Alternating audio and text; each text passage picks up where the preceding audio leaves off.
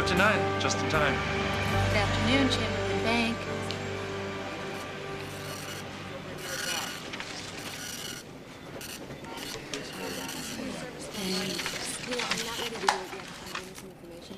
Bye-bye. Next, please. Here you go. Can I help you next in line? I hate to pry, but what are you doing in here, Miss Wings? I'm returning this. Benji never wore his hair like that. Oh, well, I thought I'd put it on the lost and found. Angel, baby, you are so cute when you are naive. Chamberlain Bank.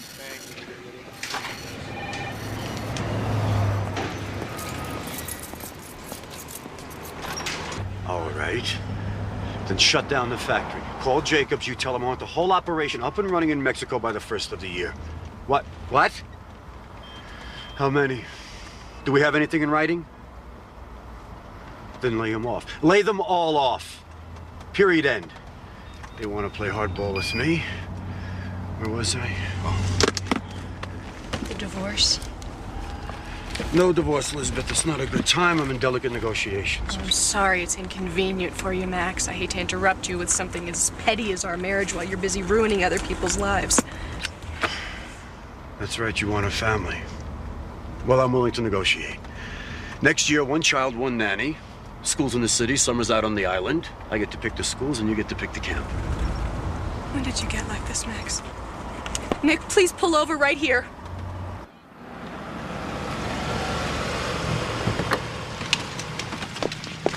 Elizabeth,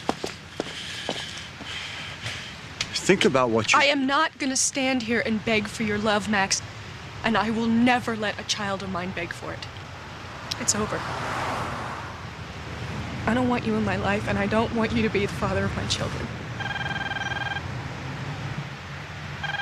Go ahead and answer it, Max. I'm sure it's much more important than me. All right. Have it your way.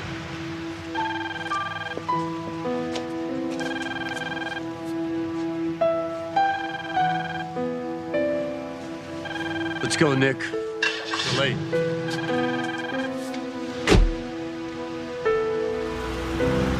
Really put up a fight, didn't you, Max?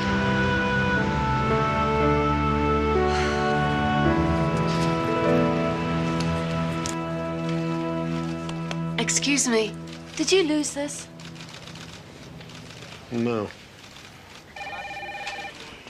Watch yourself. People get very strange when it comes to money. I don't know why they put so much faith in that little piece of paper. It's because they can smell it, touch it, and hold it in their hands. That's not faith. That's just smelling, touching, holding something. How much faith do you have? Well, that's a silly question. I'm an angel. Well, what would you do if I told you you didn't have any faith at all? What? Sooner or later, every angel finds that out. Sooner or later.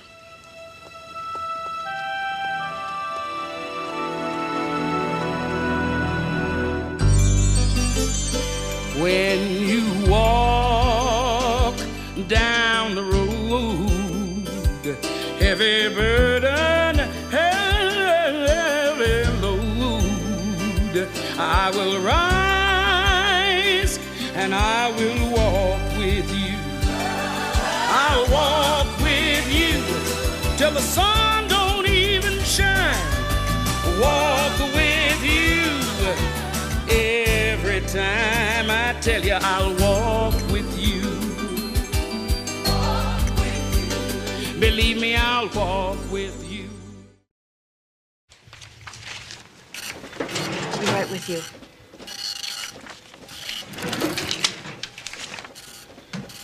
So how you two holding up? Oh, I'm fine, but somebody's a little restless. Oh, I'm sorry. We're no longer accepting any deposits. The bank's closing next week. But I've got to pay my rent and my computer online bill, and... You just closed. Well, look, it's good. It's from the university. I'm sure it is, Mr. Ketter. But as I said, the computer's not accepting any more deposits. Don't blame the computer. I know computers. They don't do anything they're not told to do. I'm sorry. Get your sucker? Sure did. I'm gonna get one too. There you go. Have a nice night.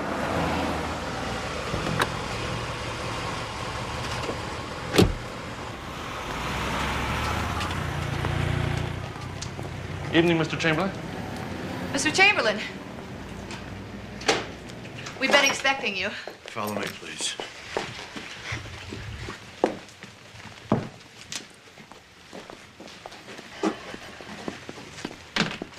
I'm going to need a minute alone, please.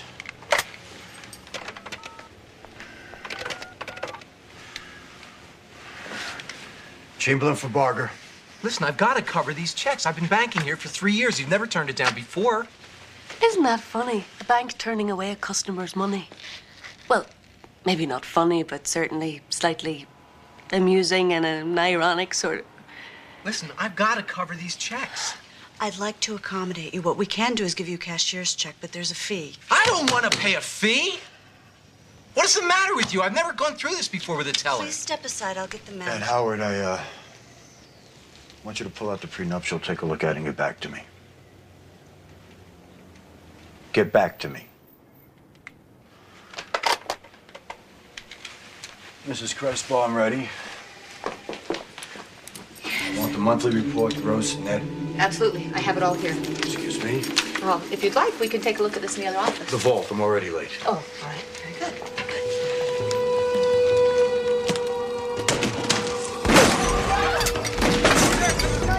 All right, everybody. Don't do it! Don't do it! You over here, right now. Guns on the ground. Now! $7 an hour is not worth it.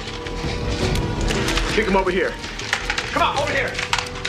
All right, everybody else, over here. Let's go, let's go. Move in!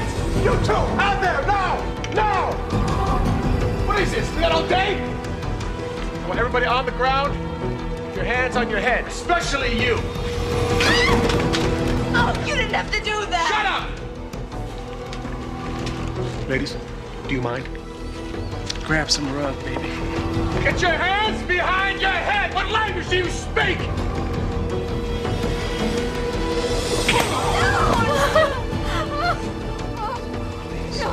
If I let you stand, I gotta let everybody stand. Well, this is as close to the floor as I get. All right. No one moves? No one gets hurt. Keep that in mind. There's gonna be a quiz later. Excuse me? Get back down! You don't want to shoot me. There's a part of you that doesn't want to do this. You know, you're right. But there's a part of me that does. Now sit down! I'm not afraid. Everybody's got to be a martyr. Okay, well, maybe you wouldn't mind dying, but how would you like it if I killed her? Oh, no! No, please, don't. Come on. Get out. It's gonna be all right. Any more heroes? You can have the money. Excuse me. Take the money. It's okay. I own this bank. Do what he says. Take the money and go. Leave everybody alone. Well, you know, that was the plan, sweetheart. I mean, there I was, standing in line, minding my own business, waiting until it was my time to hold up the bank. And in walks a celebrity. That's right, folks. He is an owner. He owns things like banks and ships and factories and people like us. And then he sells us all out and just gets richer! Ladies and gentlemen, the owner of the bank on whose floor you now grovel, Mr. Max Chamberlain. Just take the money and go. Sorry, Max, that won't do. You walked in and suddenly I realized this really wasn't about money. This is between you and me. Do I know you? No, but I know you, pal. And that's why we're all here. Look, if you have a problem with me, let's talk about it. Just let everybody else... You take me seriously, Chamberlain, or you will be sorry. Tess, you can't just sit here. Listen to what he's saying. He's not here for the money. And we're not here to protect the money. He's here for an altogether different reason, and we can't do anything until we find out what that reason is. So cool it. You're obviously a very bright man. Well, thanks. I like your suit. I mean, you know, not so much now, but when you came in, Well, my point being is that you're too smart to do something stupid. Do not attempt to handle me, okay, Maxwell? Now, Max, for those folks playing at home, would you care to tell us what you're doing in this nice little bank? Not especially. Wrong answer! My father built this bank. Oh, I see. So you're here for sentimental reasons. I see. Go on. He gave me a safe deposit box when I was 6 years old, and I intend to empty it out before I close this bank. Note the visual aid, folks. Late great dad. Bank founder. Greedy, selfish, money-grubbing, scummy son. Bank closer. I don't see anybody taking notes here! Please.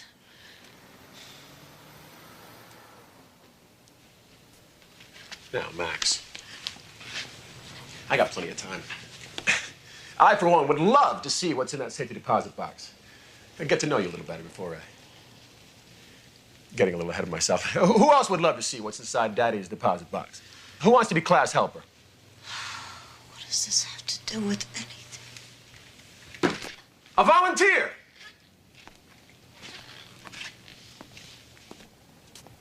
You are the assistant manager, am I right? You have the keys to the safety deposit box. Is that right? Now, for the jackpot, will you give them to me?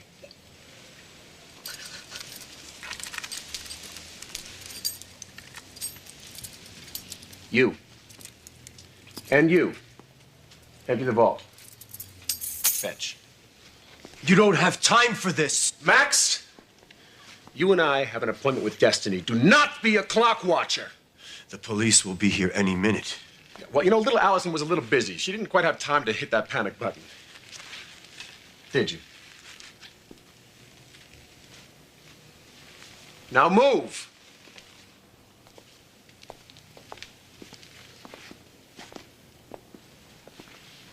Okay. One more volunteer. You. Big mouth. Go help me clean out the vault. And if they don't do exactly what I say, you can talk them to death!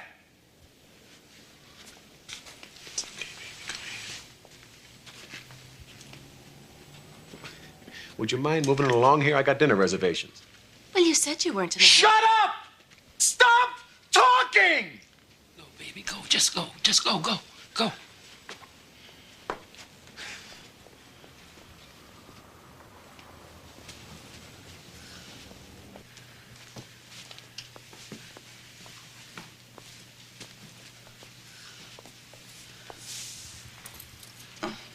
Are you all right? No. Come on, people! I don't want to lose my table!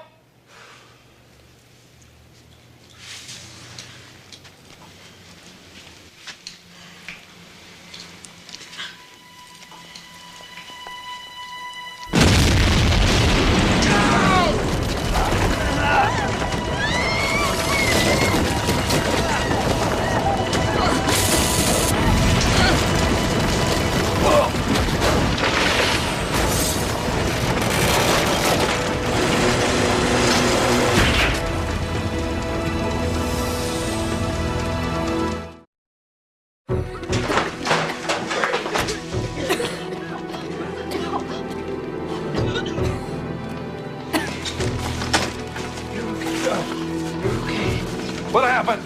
Maybe it was an earthquake. Earthquakes rumble.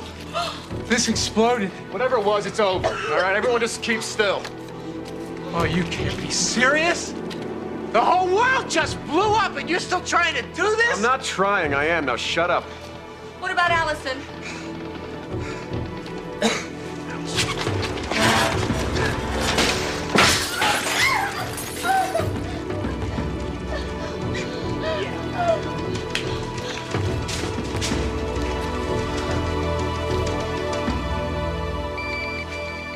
Nothing.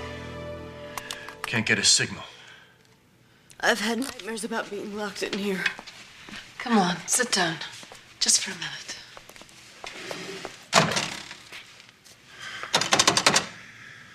Phone's dead. Well, at least we have air. It's not so bad. You know, you're right. We could be on that side. With that lunatic. Okay, people, let's go. Down here. Come on. Let's go. Move it. Come on. Let's go. Let's go. Step right up. Everyone's a winner. Come on. Come on. Move. Don't be shy. Move it. Move it. Move it. We're gonna move a mountain here, huh? Move a mountain.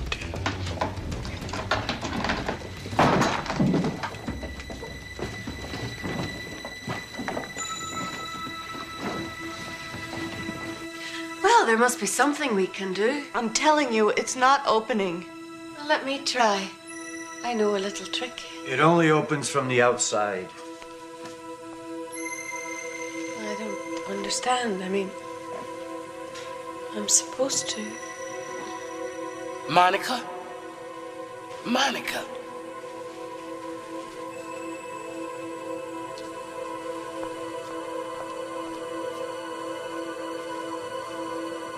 Don't worry about what you can't do or why you can't do it, baby.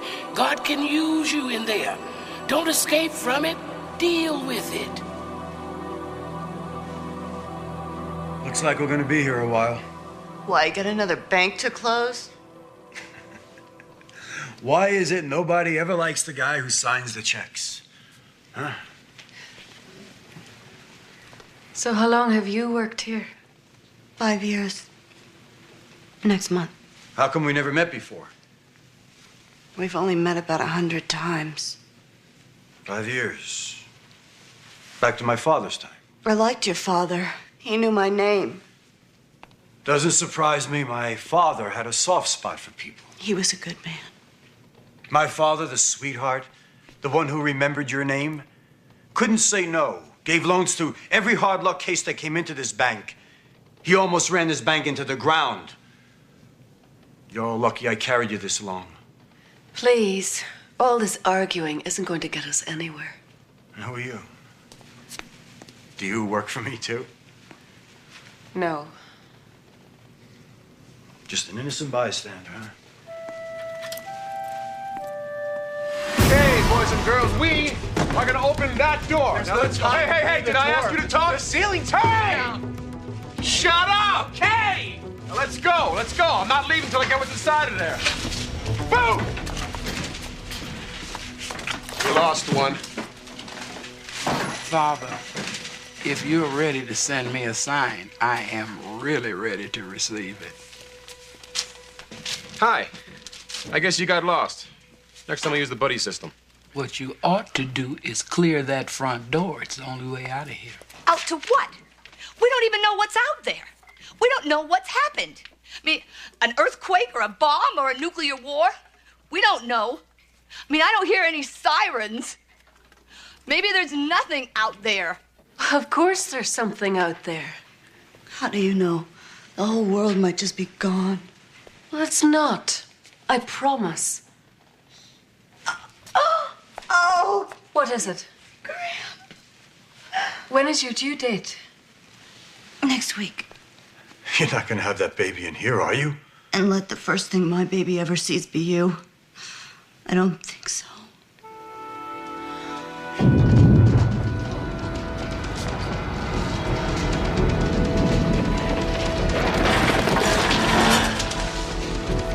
This whole building could come down on us. We're not leading those people in there. When did you grow a heart? Nobody wants to leave them, but if we don't, we could die ourselves. For Allison. All right, shut up! Just shut up, all right? She's not dying, and we're not leaving her. We can't. She's my wife. And that's my baby.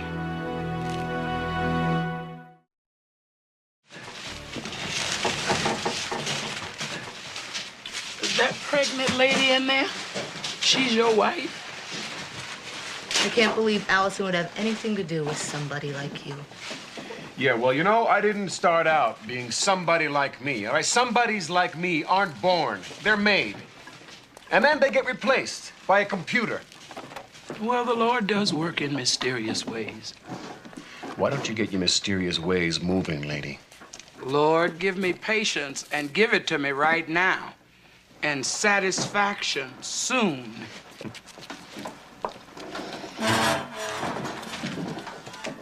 You hate me, don't you? No, hate has caused a lot of problems in this world, but it's never solved one yet. I know you don't like to think yourself capable of it, but admit it. You hate. You sound like an expert on the subject. Oh, yeah. Yeah, but you see, I'm selective. I only hate one man, the man in that vault. Mr. Chamberlain, what's he ever done to you? The same thing he's done to you, you idiot. Or haven't you noticed?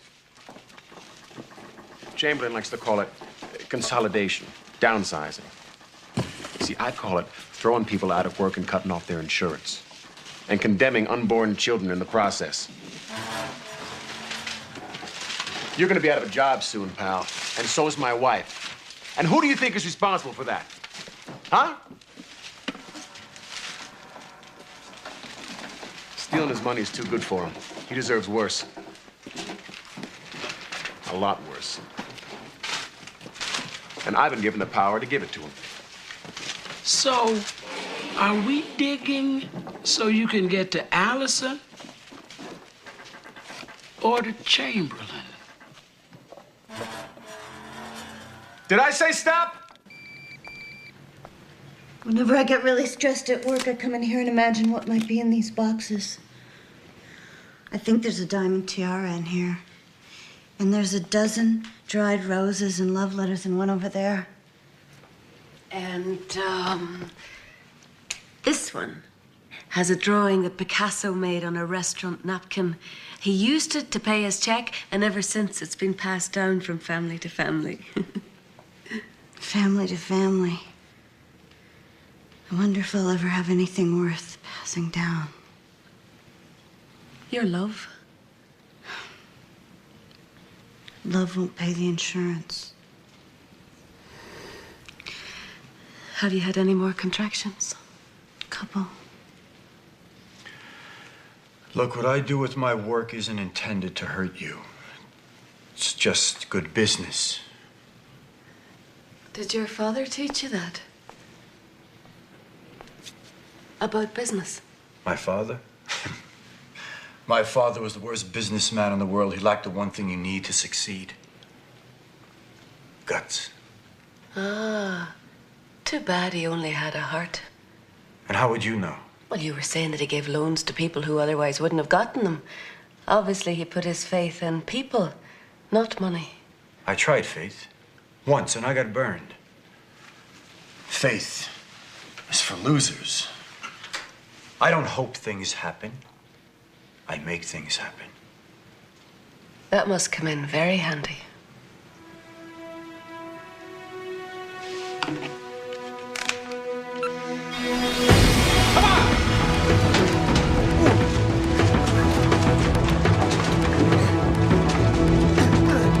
It's locked! Hello, are you okay? Hello in there! What's the combination? I don't know. Only the manager knows. It's gotta be stored somewhere. I don't know. I wonder. It's got to be in the bank's computer. There's an encrypted password, but it's got to be in there. I can access it on my computer, break the code, and open the vault. Hold it! Hang on a second.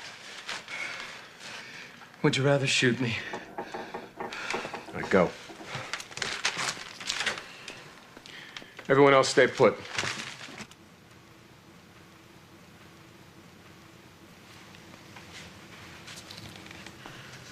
Why isn't anybody coming for us?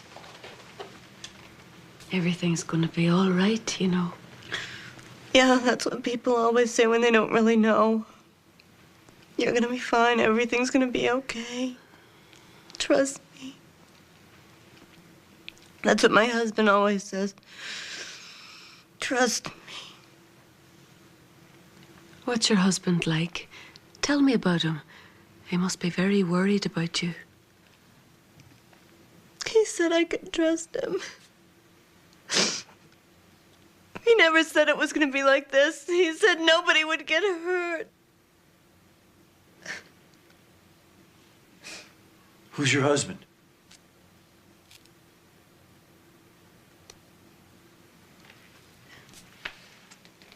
Who is your husband? The guy. The guy outside with a gun. Oh, my God.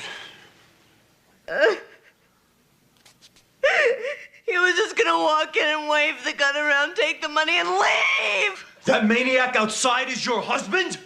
He's not crazy. He was just gonna take enough to make up for what we were gonna lose. It's all right, Alison. Just explain. Explain? What the hell is there to explain? I get laid off on Friday. No maternity leave. No insurance. No job to come back to. So Jackson got furious and he said he would just take enough money to make up for the insurance and the rent and everything until I could get another job. Well, that sounds real reasonable. Makes a lot of sense to me. It's not crazy. I don't know what happened. He saw you come in and he snapped. I saw him. You know, people like you fired him and replaced him with a computer, and people like you closed the factory we used to work in and wrote it off as a loss on their income tax. People like me. I worked my butt off to succeed and I owe him something because he didn't? I don't know. I don't know. All I know is that when somebody's winning, somebody else is always losing. Yeah, well, that's not my problem, lady. And you got a hell of a nerve lecturing me, you. And your psycho husband take a bank full of people hostage? God knows how many he's killed out there already. If we hadn't been locked in here, he was going to kill me, wasn't he? No. Wasn't he?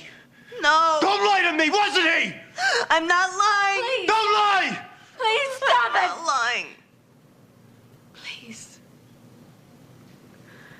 I don't know what happened. It wasn't supposed to be like this. It was just gonna get us even. It was just gonna get us even. It's okay.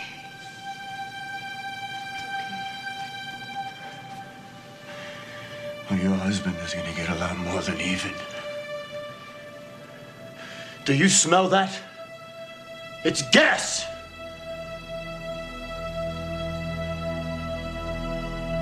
He's gonna kill us.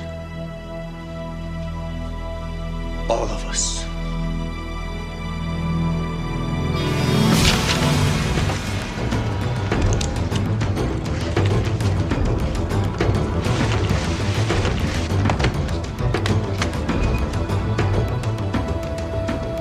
I smell gas. Oh my God, he's right. A gas explosion. That's what happened. We have got to get out of here. This whole thing could blow any second. Shut up! We're getting into the vault first. Come on!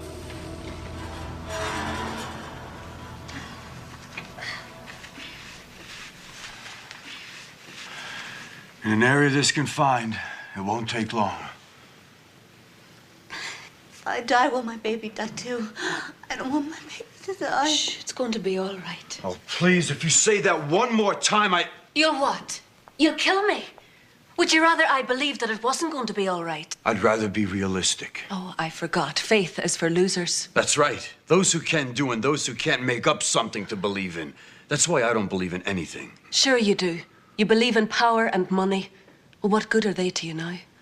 And what good is your faith to you now? All right, you want me to believe in something? I believe we're going to die. That's what I believe.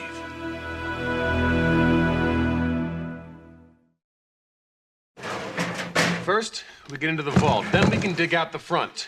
Natural gas is 92% methane. It's highly combustible. Well, thank you, Mr. Science. Any kind of spark could start an explosion. Which means if you use that gun, you'll die too. But not before you take the bullet. Now keep going. Come on, come on. This might not help much. But it just might buy us a little time. Oh, there. Oh. Alison, is this your first baby? Oh, don't worry. We'll figure it out. You need to concentrate on something besides the pain. You know, focus on something. Like, oh, you know, the box. Box 872. Remember the roses and the letters? Who do you think wrote them? I don't know. Oh, come on, try. Okay, I'll start. A young man gave the roses to his sweetheart just before he left to go... Where? Look, I know what you're trying to do, and I appreciate it. But I think Max is right. We're probably gonna die, and I'd rather just face it than pretend. Just before he left to go to war. And the letters, the love letters, they don't have any postal mark on them or any stamp because he wrote them when he was a prisoner of war, so he couldn't mail any of them. But he wrote to her every single day, and he always knew that somehow he'd bring them home to her in person, you see, because he never lost the love. Here it comes, the F word. I beg your pardon? Come on. It's like being entombed with Tinkerbell. It's just that it seems to me faith is all we have left to work with now. Maybe, but I'm sorry I didn't inherit my father's faith. Well, I would like to think you wouldn't. I mean, it's not something in your genes, like your mother's eyes or your grandmother's nose. No, faith is something you got to work out for yourself. And it doesn't happen in the good times. Your father forged his faith one failure at a time. And what did he have to show for it? A deposit box full of worthless IOUs? Look, I can't see the roses behind this box, but I know that someone's special treasure is in there. Max, what do you suppose is in your father's safety deposit box? I mean, you can't know what's in there, but you know it was precious enough for him to keep it there. He intended for you to have it. Whether you open it or not, it's still going to be there, waiting for you. I have the key.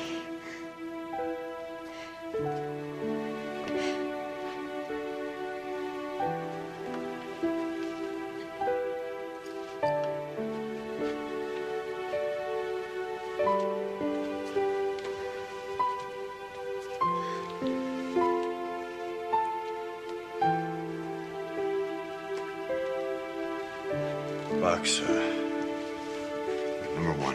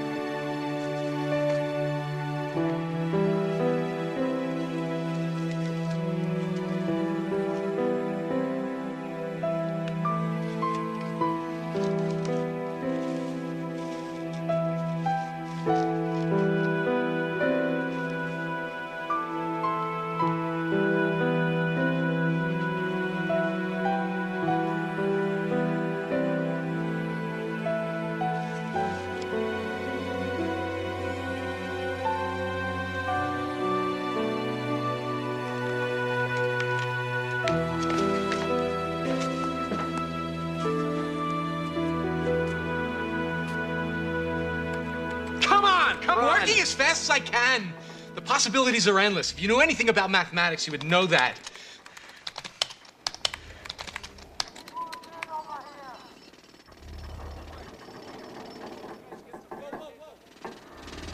What was that? Oh my God! Who's there? Listen. Quiet!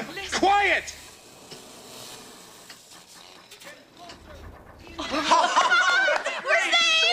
No, not yet, you're not. What now, Mr. Robber? Well, if they get in here before I get in there, we just better hope they don't. The door is about to open. You have a chance to lay down that gun and step into the light. Not before I take care of my business in that vault. And your business is to kill Max Chamberlain, is that right? You know, I didn't realize it before, but that's why I'm here. An eye for an eye. That's what it says in the Bible, right? No. You will not use the good book for your dirty business. God decides on rewards and punishments, not you. I've got the gun. That makes me God. You may have turned your back on God, but he's still facing you, welcoming you. Oh, Hugh. A religious nut. Here we go. You think you're God and I'm the religious nut? You know, you people crack me up. You know that? I mean, you're afraid of the dark, and so you create this thing and call it faith, and then pretend to believe what you can't even see. But the reward of faith is that you see what you believe. I have faith in myself. Well, that's your loss. Oh, these humans. Come on!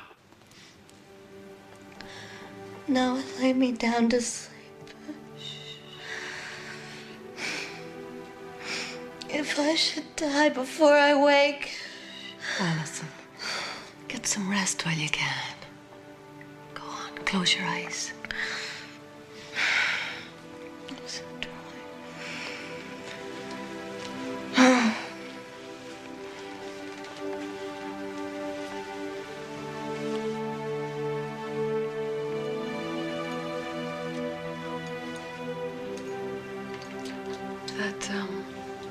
That picture in your pocket. What is it?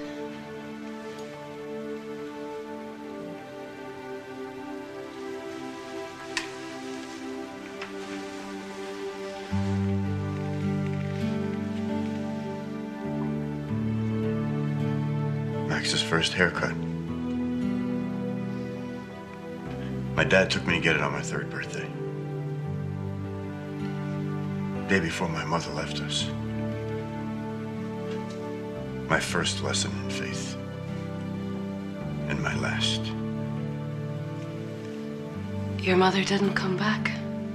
That's okay, son. Everything is gonna be all right.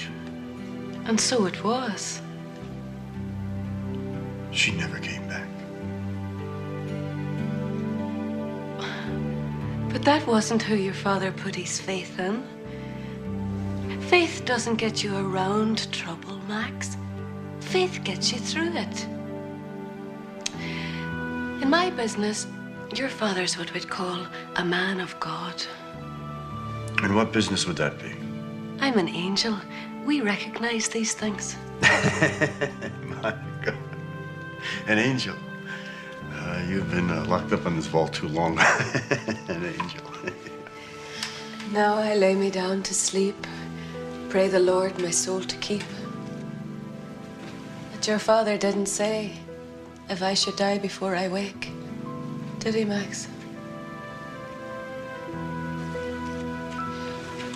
What did your father say before he tucked you in each night? What were the words of faith that he wrapped you up in before he said goodnight?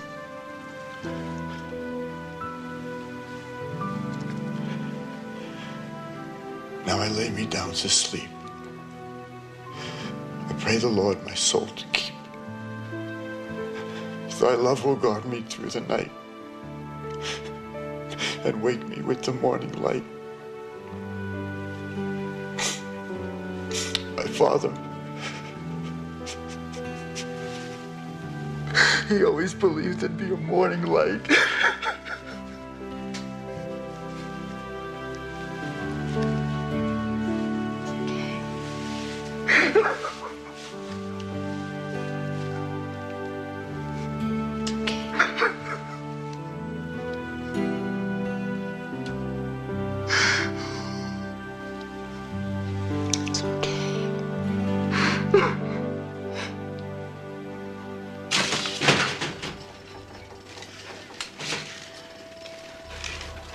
You're stalling. Don't try to pull that. All right, in 10 seconds, I start shooting people. 10, 9, 8, 7, 6, 5, wait, 4, 3, 2, 1, 0. Oh my God! I got it. All right. Oh, thank you. Thank you. Thank you. Thank you. Thank you. It's time to start pushing, Allison. I am pushing. Oh, what's the use? We're gonna die. Oh, no. Well, the baby's not coming. Come on, you'll have to try harder, love. Oh, you know it. I know it. Even the baby knows it. We're gonna die. Oh, no. No, he doesn't. He doesn't know that for sure. How much faith does an angel have, Max? I don't know. I guess more than anybody. No, we don't have any at all. Absolutely none. You see, we don't need it. But you do. That's what makes you strong. Believing today in the light that doesn't come until tomorrow. And that's why this wee one must be born. To become strong in the not knowing. To find his faith. Oh, little one. Have I a message for you? God wants you to be born, and the world that is waiting for you was created by Him, and it is nothing to fear. Yes, there will be rivers for you to cross, but when you walk through the water, He will be with you. And yes, there will be mountains for you to climb, but when you can't take another step, He will carry you. And there will be people to cherish and hearts to change. But He will hold your hand every step of the way if you just will come out into the light and have faith.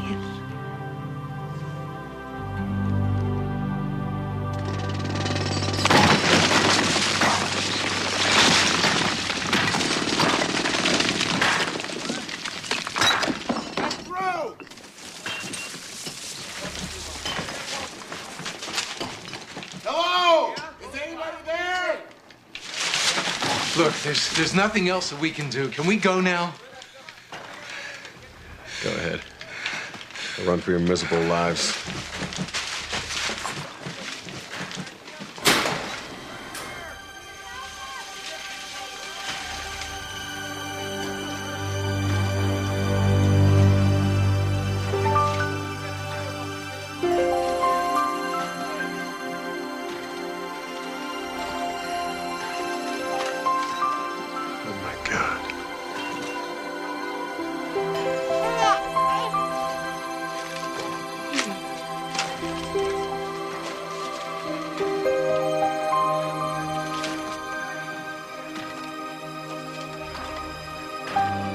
I got news for you, pal. Neither one of us is God.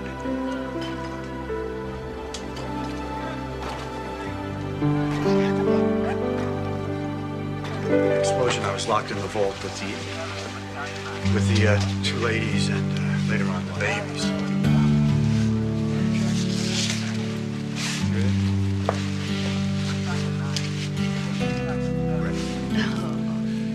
He's beautiful.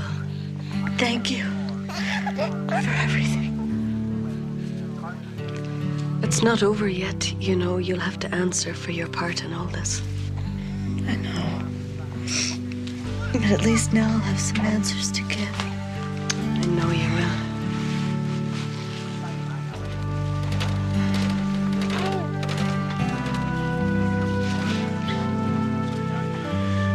Do you think they can rebuild this? I thought you were closing it down. My father built this bank.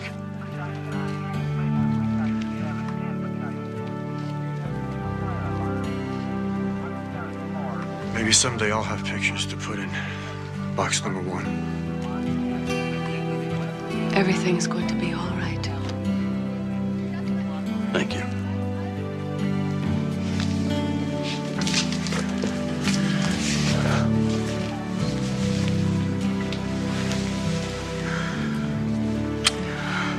Sorry. I'm sorry. You did real good, Angel Girl. You kept that faith. Or maybe you found it. It wasn't easy. Well, if it was easy, anybody could do it. Come on.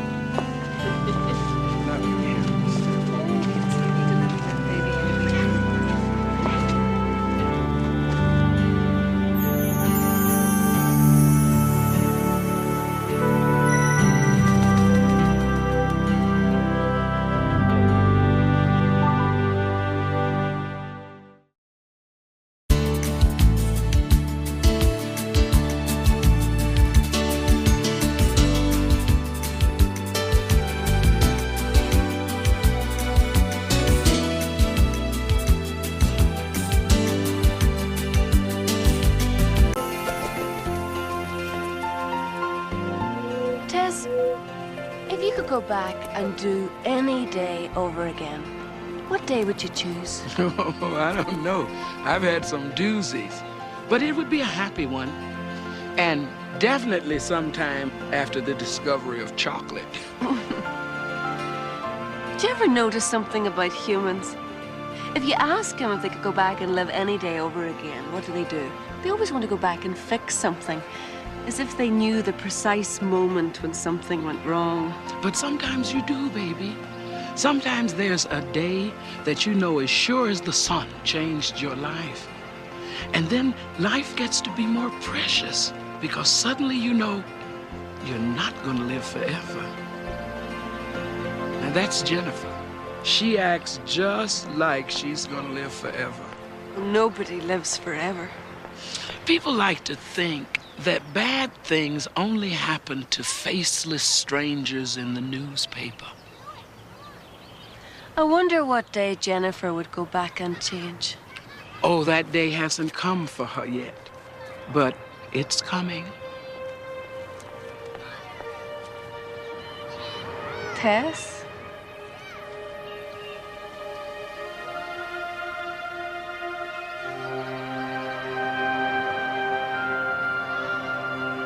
Hey!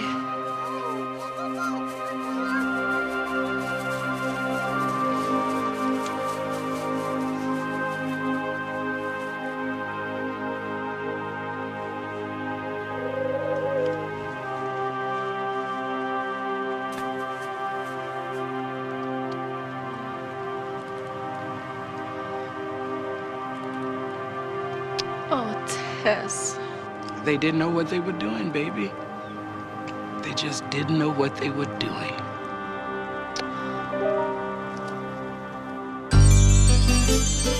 When you walk down the road, heavy burden, heavy load, I will rise and I will walk with you. I'll walk with you till the sun don't even shine. Walk with you every time. I tell you, I'll walk with you. Walk with you. Believe me, I'll walk with you. We were just sitting there on the chair talking about something, and they decided to have some brandy and smoke a cigar. And you had a cigarette? I'm trying to quit. Well, whose idea was it? The brandy? I don't know. It just seemed like a nice way to end the night. He said that his dad always did that after a good meal. Something about it being the only thing that his dad ever did that he wanted to grow up and do too. So it was his idea to start drinking?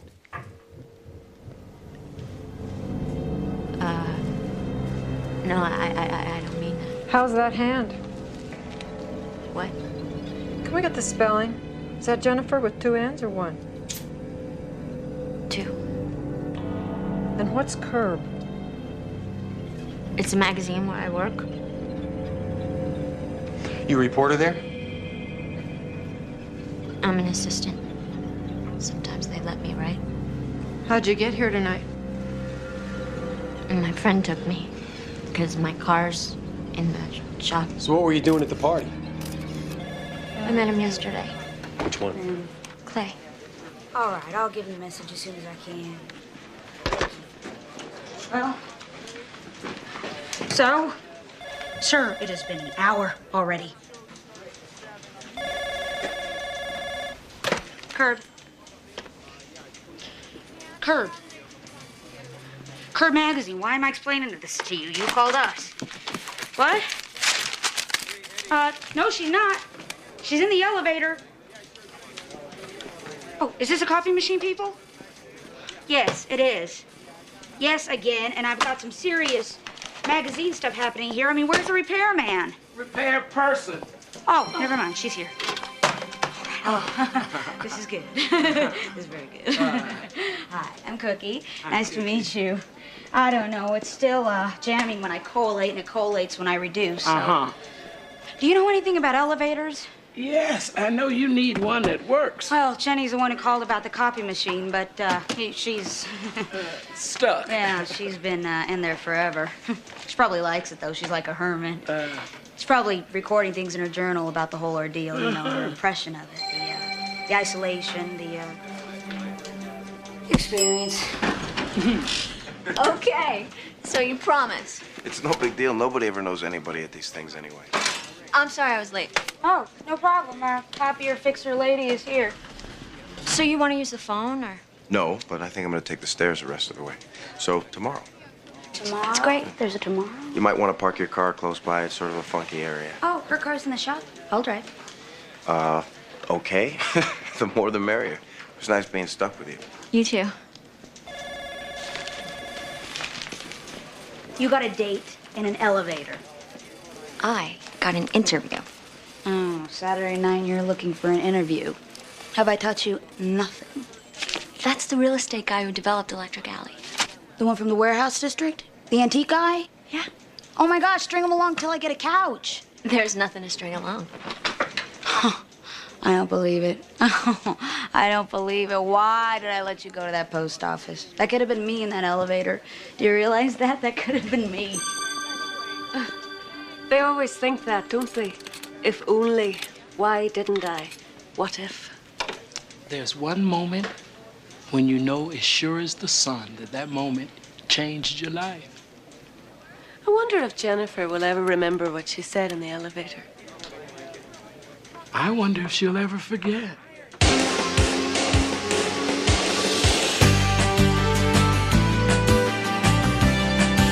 We got here after the party had already started. About 9. I didn't know anybody here, so I felt sort of, funny. I am so amazed by all of it. This good, this like dim lighting. I got a zit and it won't show. This stuff is so wonderful. Look at this. Ow. Oh, that's it. That's it. This is it. It's a little deco, a little Jetsons. It's me. Yeah, this is perfect. My mom will never want to sleep on this.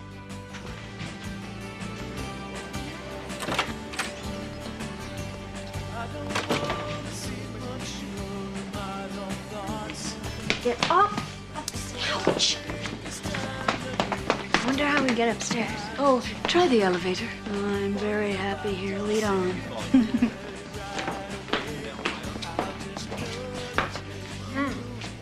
Wow. I love the sunflowers.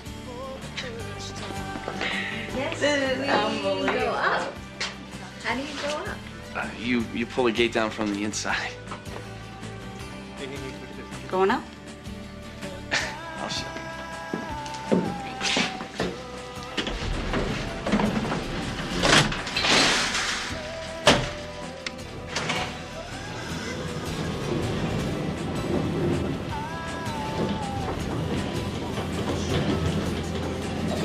Are you a friend of Clay's?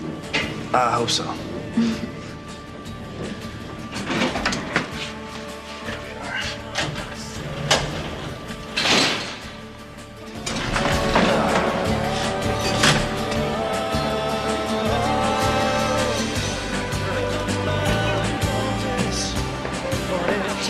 Have a good time.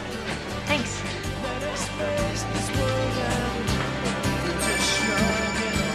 Alex. Unbelievable. Where have you been, man? How you doing? I've been around. Cool. How are you? I'm doing great. I don't know. What are we doing here? Well, you're going to an interview, and I'm going to sit down with one of these guys and discuss the names of our children. So, if we separate, I'll meet you at the car on Sunday. Bye.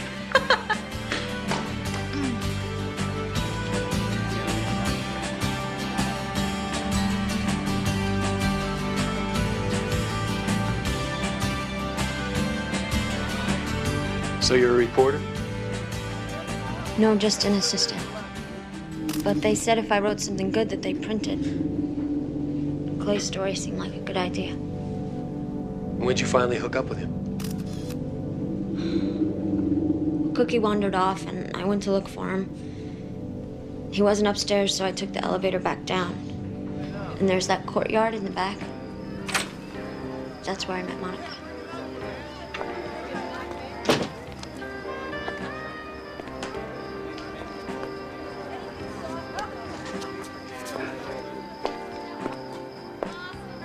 Hello. Hi. Sarsaparilla? Don't you hate parties when you don't know anybody?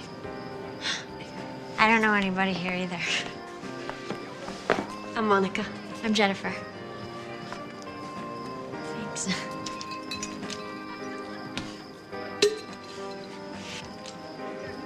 Have you seen Clay? Yes, I have. Have you ever read this?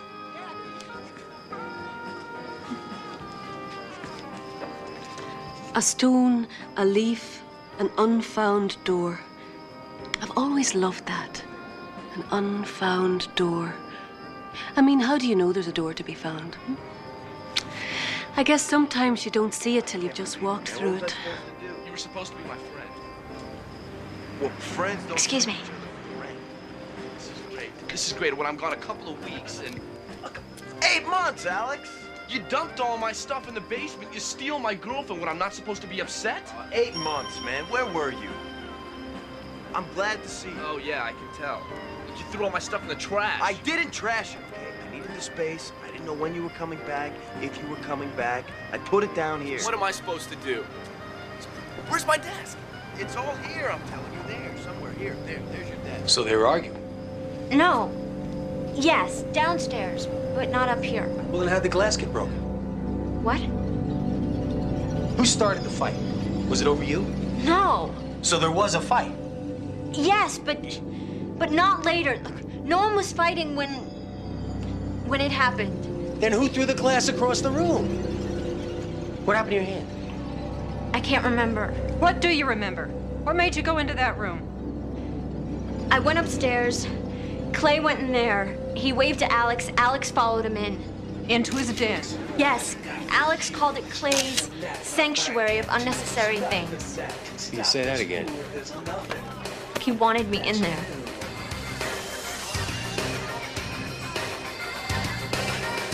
I think you're supposed to go in there. Okay. Don't seem funny when you get too far. Too far gone is where you're at. I'll meet you there if you don't go back.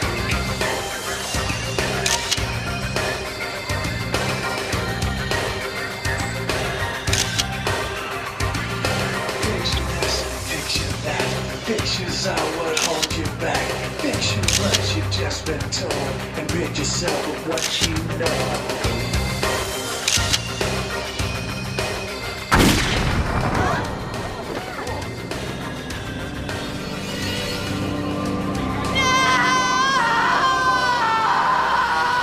So, where were you when the gun went off? Do you remember the gunshot? No.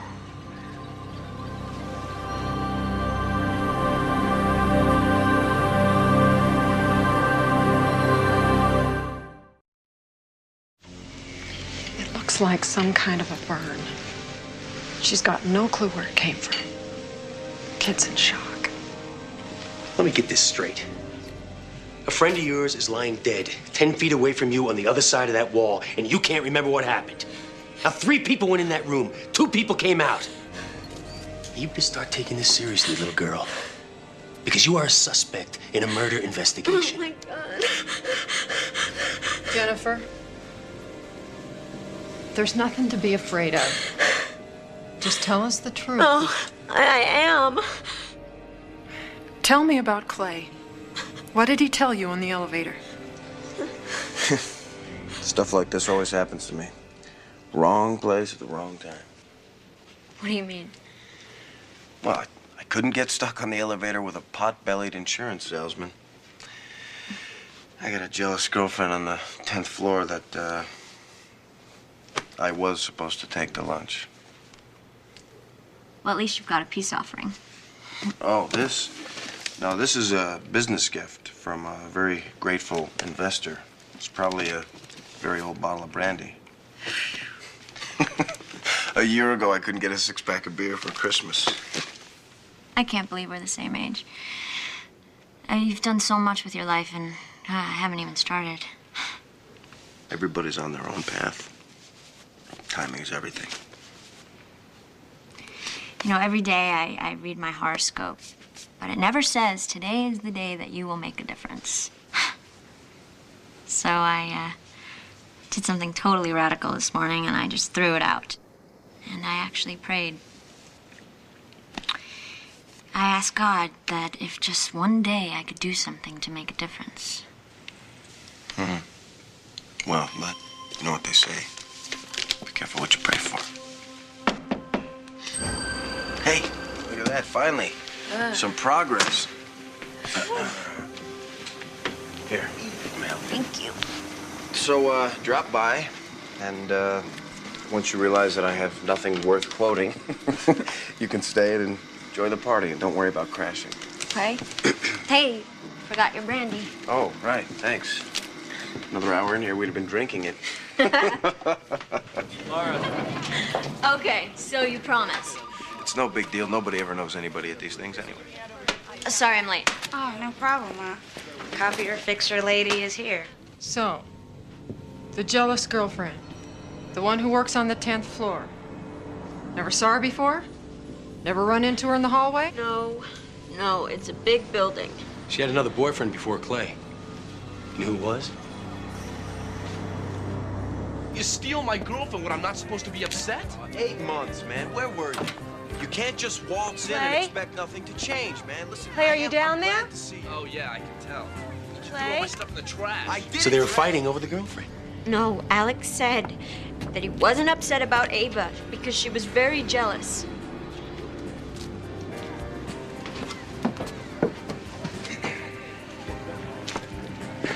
What are you doing down there? Are you with someone? Yeah. The prodigal roommate has returned.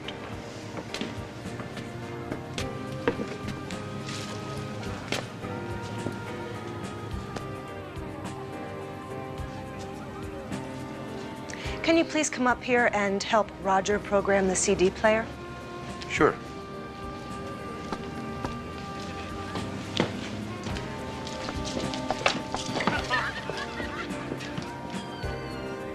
So he shot him over the girlfriend. Nobody shot anybody. Well, I've got a gun in the next room that says different. Well, I don't remember a gun. I didn't see a gun. I didn't hear a gun. I don't remember a gun. Do you remember the blood? Oh, come on, Sal. Must have read this book 6 times on that drive. Drove all by yourself? Yeah. I lived here for 2 years. I didn't even know this thing worked. Here. Oh, thanks.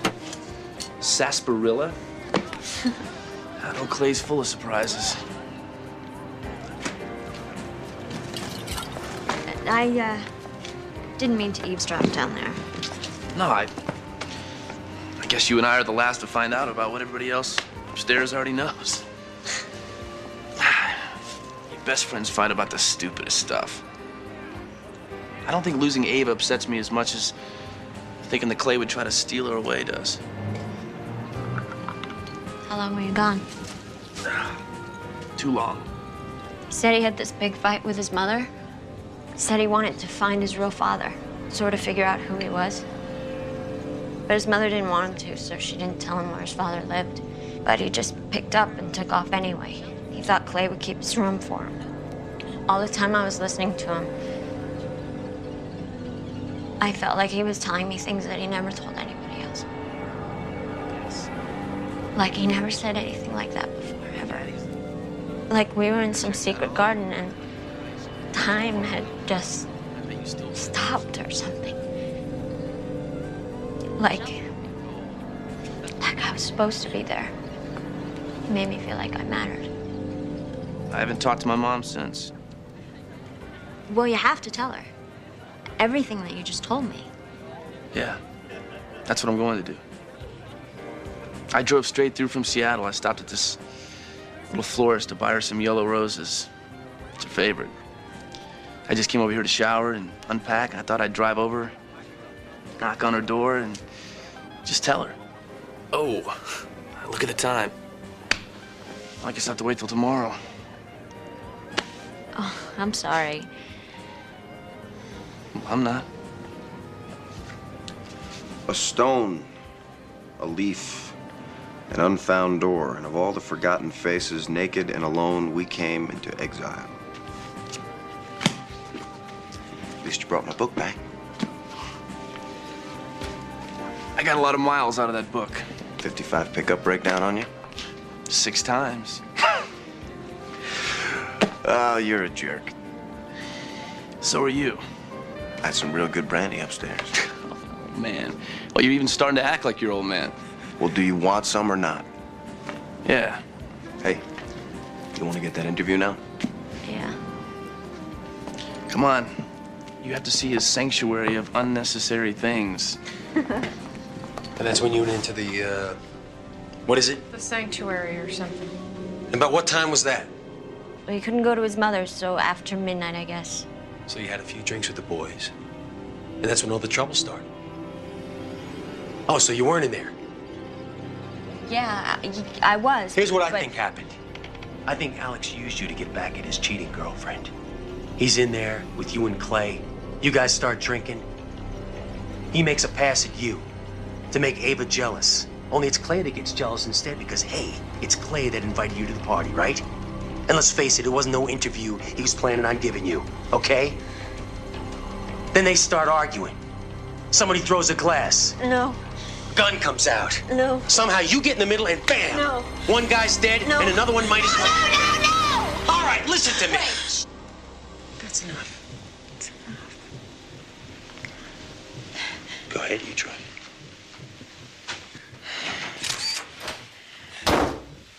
We're gonna go talk to your friend. Why don't you sit here and relax, okay? Oh, one more thing. This Monica you keep talking about, no one talked to her.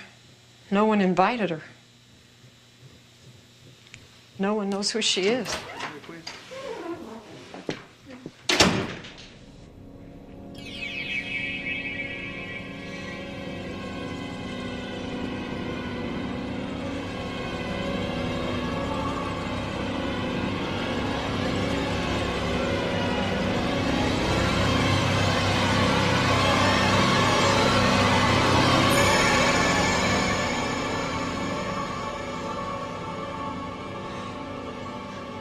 Why can't they see you?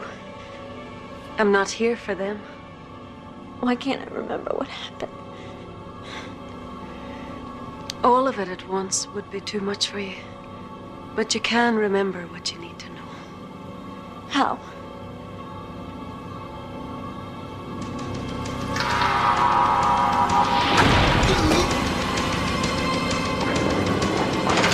Are you all right?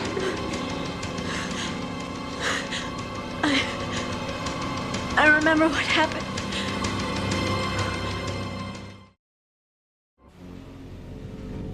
I'm trying to quit. Smoking. Clay's father had some cigars from Cuba. And I had a cigarette.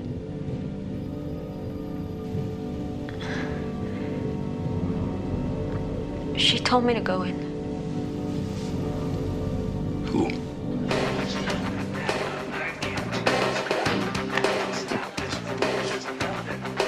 I think you're supposed to go in there. Okay? Which of us has looked into his father's heart? Which of us has not remained forever prison pent? Which of us is not forever a stranger and alone? I mean, you read this driving the back roads of America for 8 months and you wonder why we're worrying about you? I was in my introspective phase. He's been in that since we were kids. So explain this to me. A couple hours ago, you guys want to kill each other, and now you're like blood brothers. I don't get it. It's because you're drinking sarsaparilla. It's a guy thing. It's all good. It's all good. It's all good. So is this that business gift?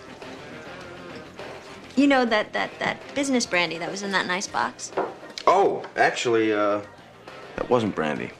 Let me show you. This guy wants me to go on a deal with him down by the railroad. He knows I have this antique store, right? Buys me this. Whoa. Yep. It's a German Luger from World War II. Came with a full 1-year membership to the Ridgemont Gun Club. I'm not a gunman, but if I was, I'd want that one. God, it's beautiful. I went down there this morning, you know, they give lessons and stuff. Let me tell you something. It's a hell of a feeling, man. Just, ooh. Hey, pow. It's not funny. So that man just gave it to you? Yeah. People always gave gifts like this to my dad. You know, like cigars. Here. Is it loaded?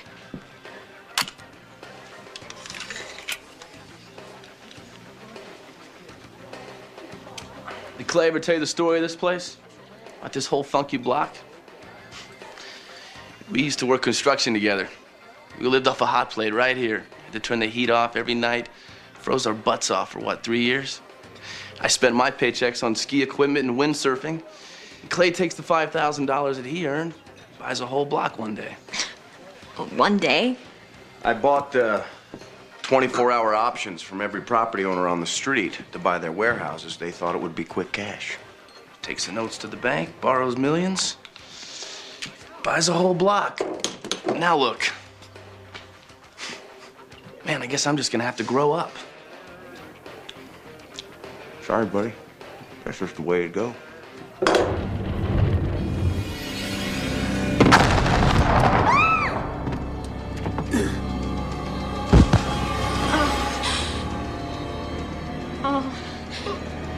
Oh, hey. Oh, my God! Oh, get you some help here. Take it out. Oh. Hey, somebody call 911.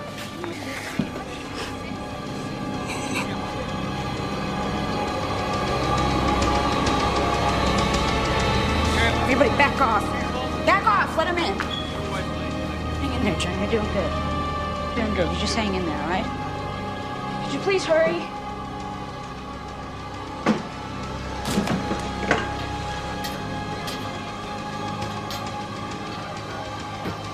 Let go.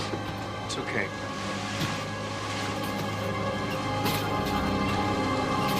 He's gone. I guess that's how this happened.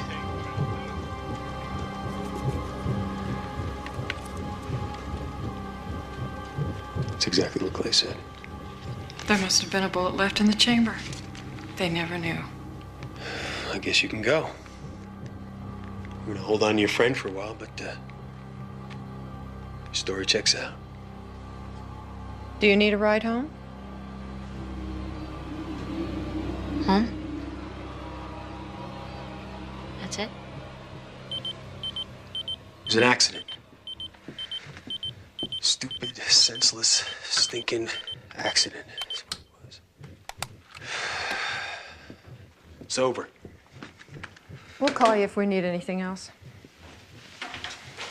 You ought to get somebody to look at that hand. Whatever you do, don't put oily stuff on it. It keeps it from breathing. You want to let it keep breathing. Keep breathing.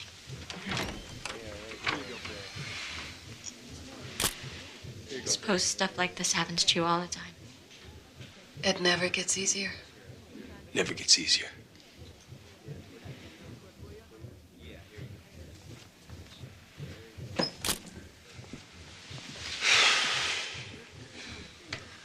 What a waste.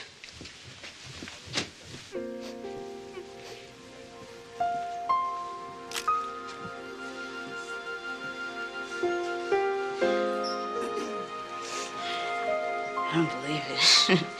I don't believe it. That could have been me in there.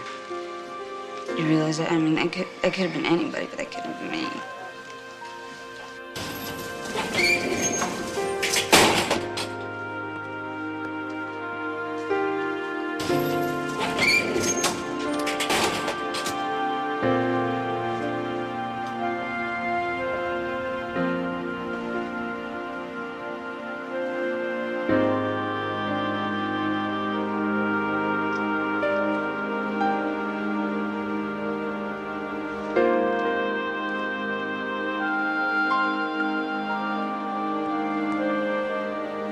Yeah, this is perfect.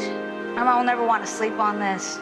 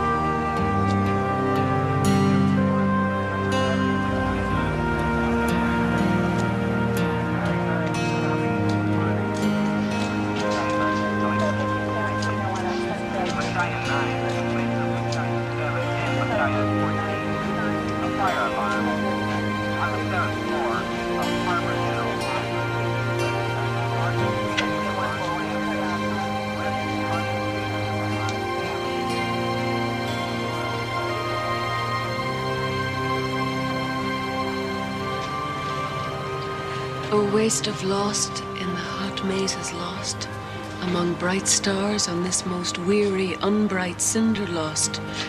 Remembering speechlessly we seek the great forgotten language, the lost lane end into heaven, a stone, a leaf, an unfound door. Where, when, oh lost, and by the wind grieved ghost, come back again.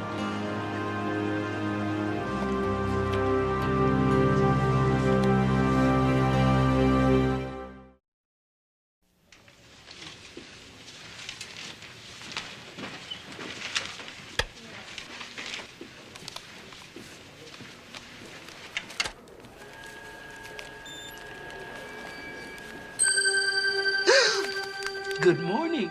Hi. We didn't call for repair. Are you sure? Yeah, I mean, I just turned it on and I don't believe it. Call for service. Mm-hmm. Well, how about it? All right, I will.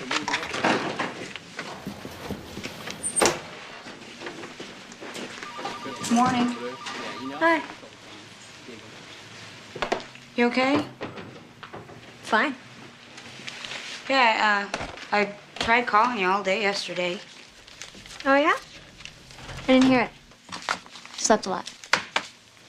It's probably a good thing. It's in the paper. You're in it, too.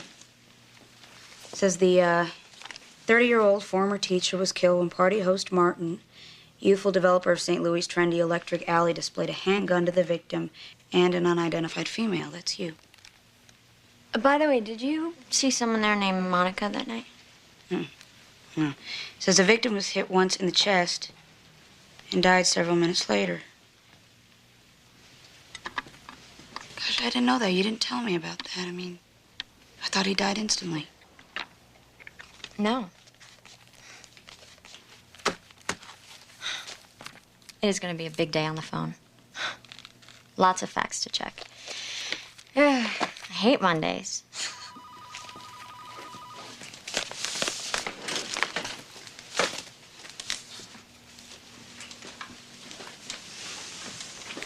I heard about the terrible thing that happened. That was her? No, I think she's still in shock. Well, this is a hard truth to wake up to. You're going to have to give her some time.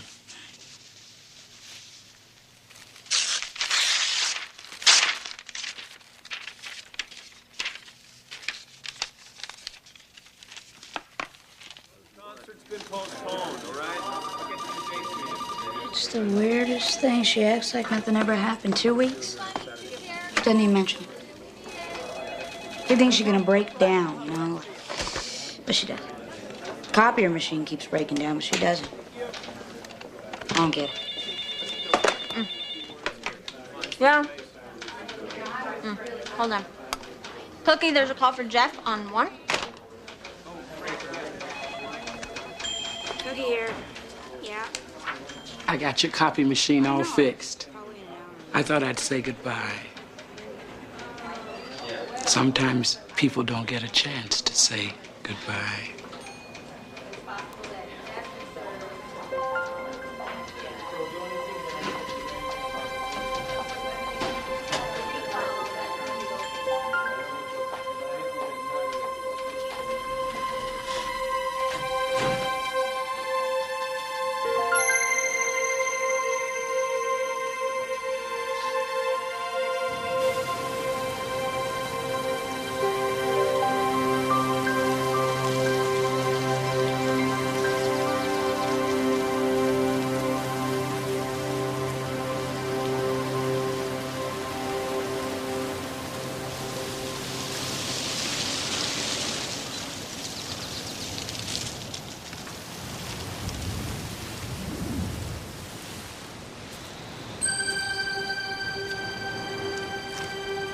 Where have you been?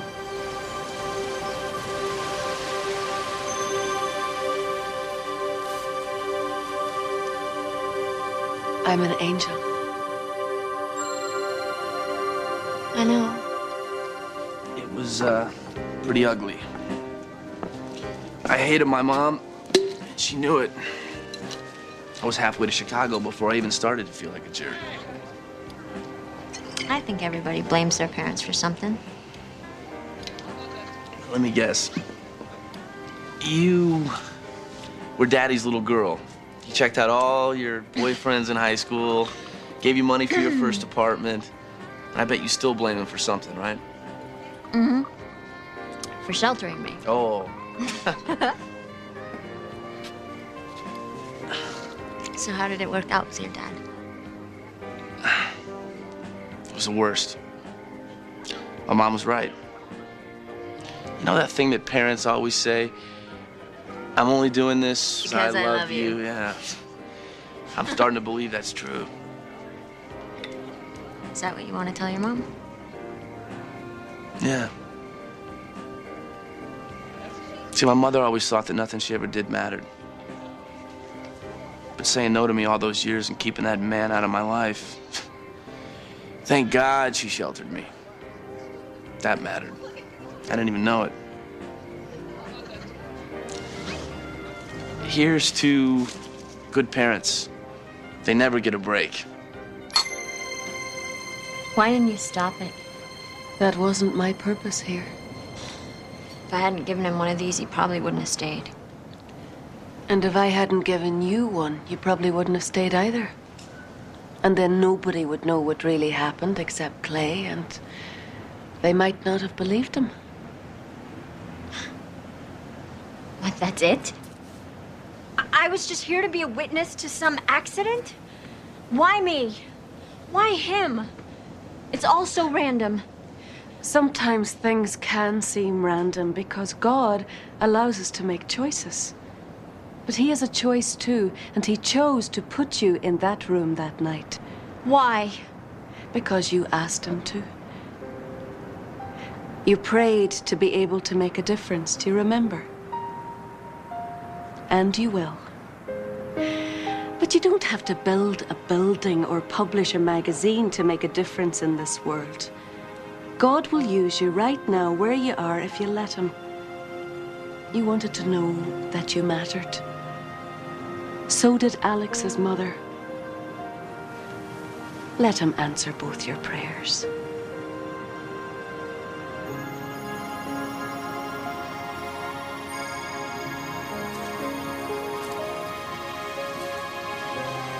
I drove straight through from Seattle. I stopped at this little florist to buy her some yellow roses. It's her favorite.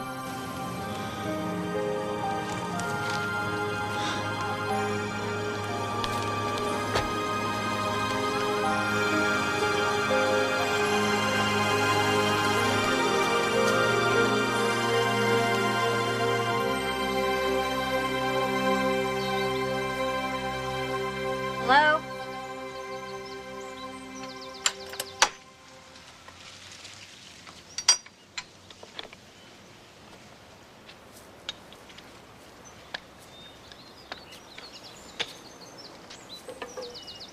Hi. Please don't take this personally, but I just don't think I could take any more flowers right now, so can you just leave the card and take them back to your shop or maybe give them to a hospital or something? These are from Alex. I'm the unidentified female.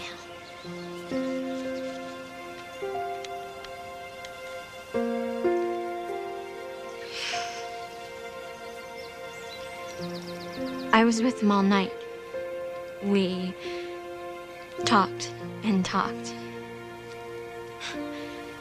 We talked for so long, it ended up being too late for him to come here, so we went upstairs. He was coming here? He found his father, his real father, and he said that it was awful.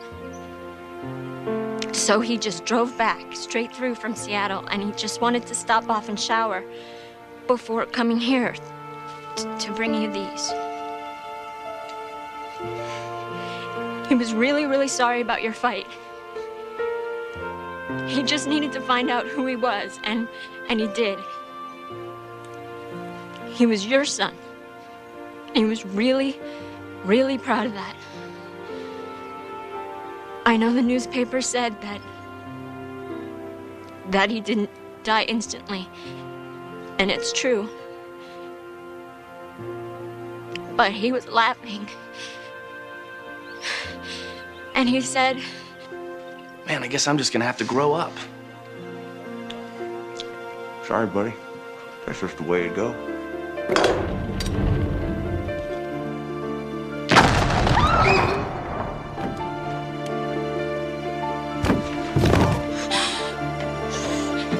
Hey. Oh my God! Oh, get you some help here. Hang in there, Alex. Hang in there, everything. Oh.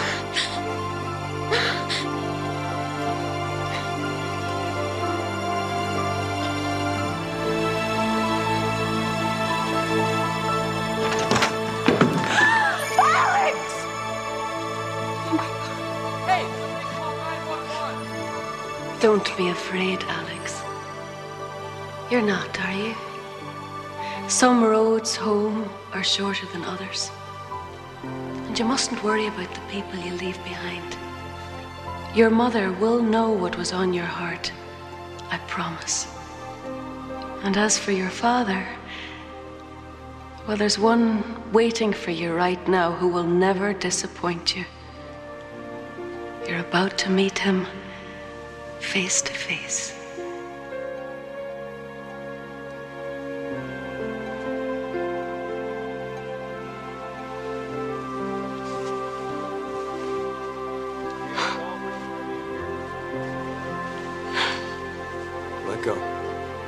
It's okay. I'm sorry.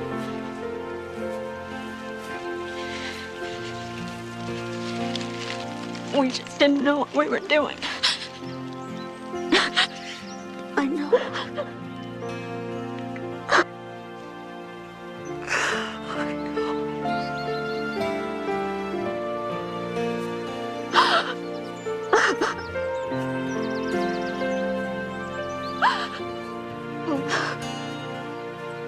It's a different kind of case, huh, baby? Well, it's good for a caseworker to have an experience as the angel of death. It makes one mindful of the whole picture. Sometimes the end is just the beginning, huh? The end usually is just the beginning. It hurts so awfully bad when a beautiful life is taken away from us.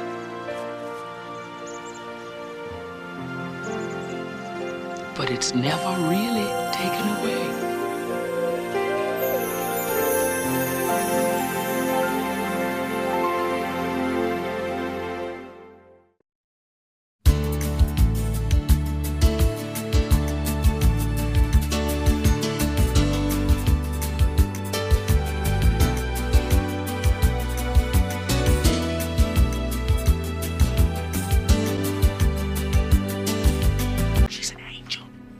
Used to pray for a little brother. And when I finally got one, well, every morning I'd wake up expecting a miracle, hoping I'd walk through the door, he'd be at the breakfast table, all fixed, fine. But a miracle never happened. And I stopped believing in him. Joey really needs you now, Wayne. Oh, little town of Bethlehem. Hey, Wayne. Guess what? What's that? You love me. Yeah, I do. And I love you too, Wayne.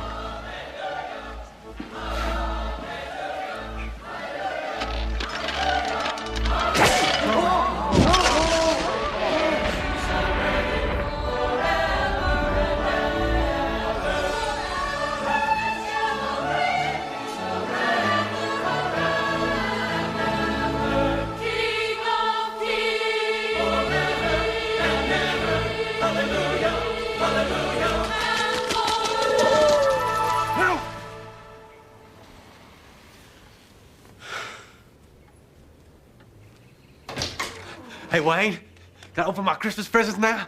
Sure, I'll be right down. Okay, last one on the Christmas tree's a rotten egg. What did you eat to make you dream about flying angels?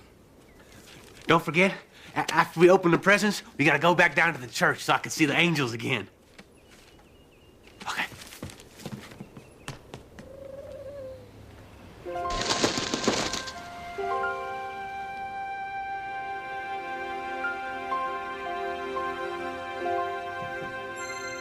I'm no good at praying, you know.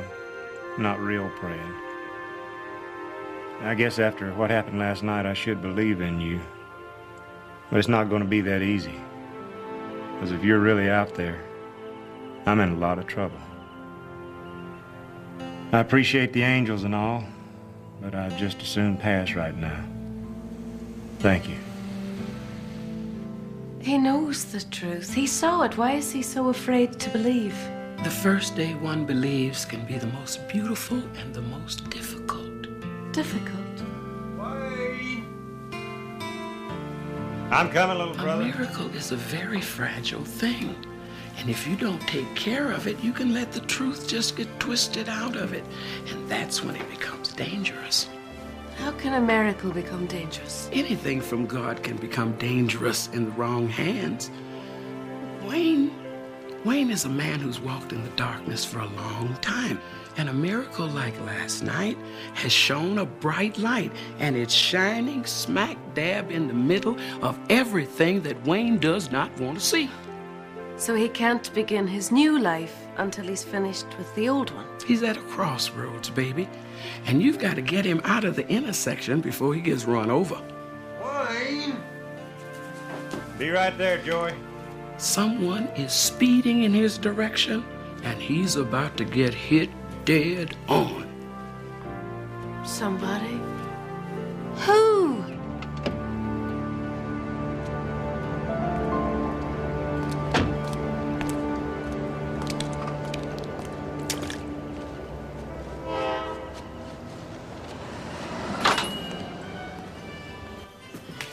Merry Christmas. Thanks, you too. I'm sorry, but we're not serving breakfast yet on account of what happened. But I'll get you some coffee. Black, what happened? Come on. An angel appeared and flew in the church. She didn't fly, she sort of hovered. Everybody saw it. It was a miracle. I'm telling you, I felt something like... Like God. You didn't see him, but somehow you just knew he was there. But you saw the angel. Clear as day.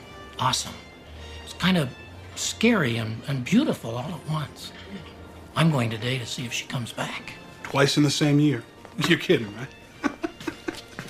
Can you give me directions to this church? Miracles are kind of my business. That's right, a Christmas miracle. Yes, it's true. I saw it myself, and so did everybody else. It was kind of scary and awesome all at the same time. You better get a news crew down here right away, because if you don't, I'm going to call Channel 10 next. All right. You're welcome.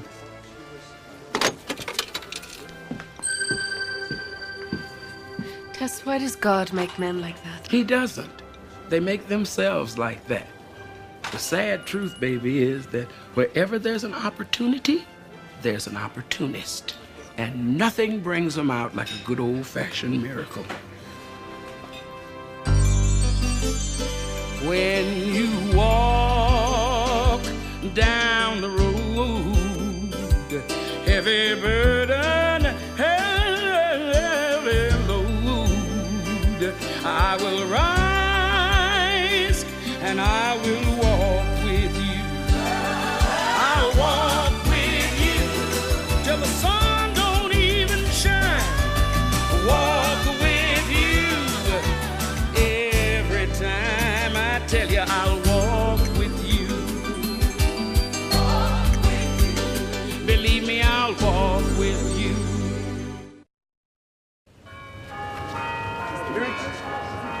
Merry Christmas.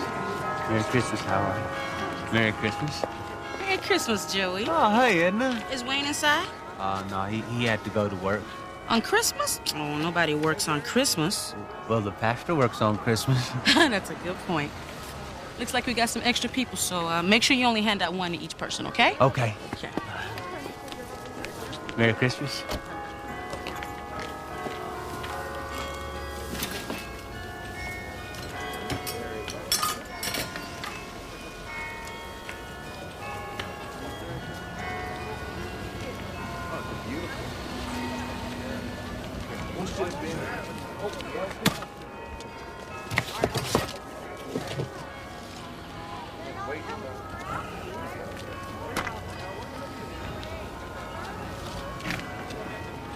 Merry Christmas. Hey, son, can I have one of those? Oh, you came to see the angels, didn't you? Well, that's why I came. I saw the angels last night, too. Did anybody else see the angels? Oh, yeah, everybody. Well, my brother and Edna, Pastor Mike, everybody. The angels, they took my friend Serena up into heaven. And then the one angel, she turned into light. She flew high up into the sky. And then the white bird, it flew away. But it dropped a feather. And I got it here. You see it? Is that so? Yeah. It's starting now. I gotta go, because I gotta hand out programs. That's my job. Oh, then I'll take one of those. Bye, kid. Thanks for everything. All right. Bye now. Hey. Where's my feather? Angel was hovering right over there, and then the dove flew right over my head. It flew right over my head. Hey, leave that donkey alone. Get out of here.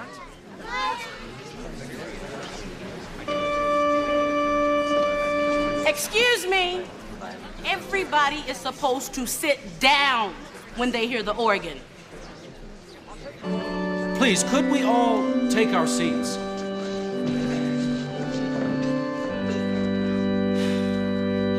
Merry Christmas. Merry Christmas. Last night, something happened here that some are calling a miracle. It was a miracle. But what does it mean? It means that we're doomed, that's what it means. Judgment is coming. The little girl died last night, but I saw her here, and the angels just took her away. Yes, Serena's passing may have been part of a miracle. Praise God. But this is something we must take one step at a time, slowly, reverently. Slowly. We have been given a marvelous gift. A mystery has occurred in our midst, a holy visitation. We must not greet it with panic and superstition. We must cherish it and hold it in our hearts until we have learned what God intends for us to do with it. Pastor Mike, some people slept here last night. I know I went home, but I couldn't sleep at all. Harvey Osborne thinks this is the beginning of the end of the world. And Clara Otis said her rheumatism's feeling better, and Amy Tasler said hers is feeling worse. What in the world's going on? Well, I'm not exactly sure yet. But if we could all pray Oh, about come on this. now. Really, there's got to be something more we can Pray. do. We should Just pray. sit That's there. what we It's time for a hymn. Please, let's try to stay calm. Please, everyone. Is this the place for the Flying Angel? May I help you? Gina West with Channel 8. We're here to check out the miracle. Miss West, our services are open, but Well, not... I would appreciate if I could just ask, who was it that saw the miracle? Was it one person? Did you I all saw see the it, angel. or- He's our man. Folks, I'm a stranger here. A guest in this town, a man looking for direction to solve my lack of direction. But last night, I saw a light in the heavens, a light brighter than anything I have ever seen. You saw it too, didn't you, son? Yes, sir. The angel showed it to me. That's right, the angel. The most beautiful sight I have ever seen. An angel all in flowing white. I tell you, folks, I was headed down a dark road. An itinerant preacher who'd lost his faith, planning to abandon my calling. But I saw the light of God last night, and it led me here to this sacred place. I stood in the back of this church, tears of joy on my face, as the light from the angel cleansed my soul. Excuse me. And the most miraculous sight of all was the light turning into one of the most pure of God's creations, a dove. Praise be to God. You saw it, didn't you? For those of you who may be doubters, I have proof. Hey, that's my feather. That's right, son, it's yours. And yours and yours. It belongs to us all, a gift from the heavenly creature itself. This feather, this heavenly reminder of God's presence, floated down to me like manna from the heavens. Yes. Tess, why are they believing all this? Because he's telling them exactly what they want to hear. They're eager to embrace the miracle, and eagerness is what a con man loves best of all.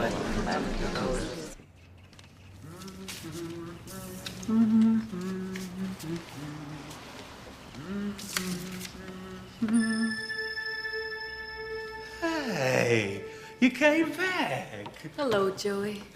Hey, everybody, the angel's back. No, Joey. I'm just here for you today. Oh, okay. Never mind. You know, the other angel, the real funny one. Tess. Yeah, she took Serena up to heaven, didn't she?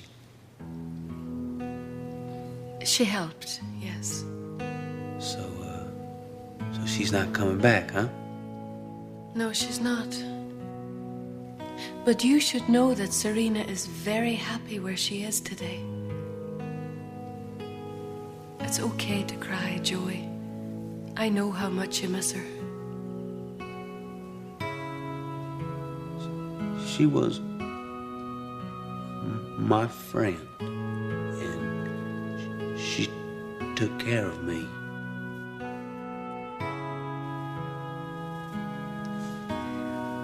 Well, now it's time that you started to take care of someone.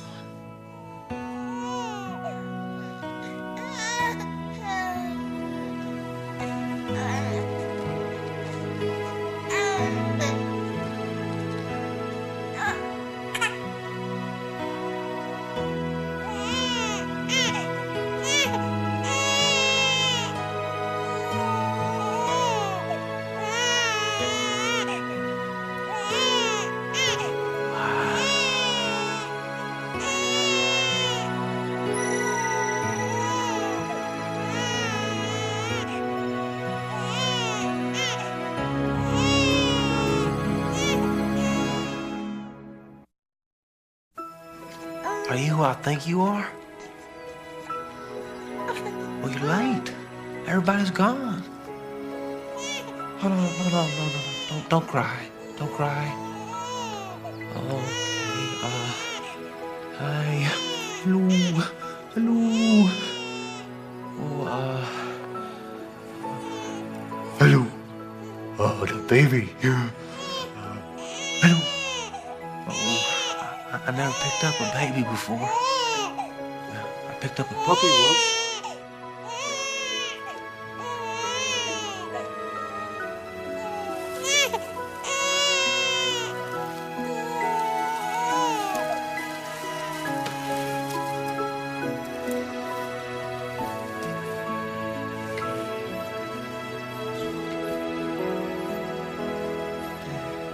I knew this was a special place the moment I walked in. See, people want to believe. And this is about to become a place of great belief. It happens every time I throw a revival. Get ready for the onslaught. Onslaught? People don't experience miracles every day, if ever. They want to see where they happen, be a part of it. Once in San Antonio, a mob leveled a church. They were splintering the pews with axes just to get relics. That probably won't happen here. Well, it's been nice meeting you all. Do you have to go somewhere? Said my piece. It's time to move on. Would you just wait here a minute, please? Of course.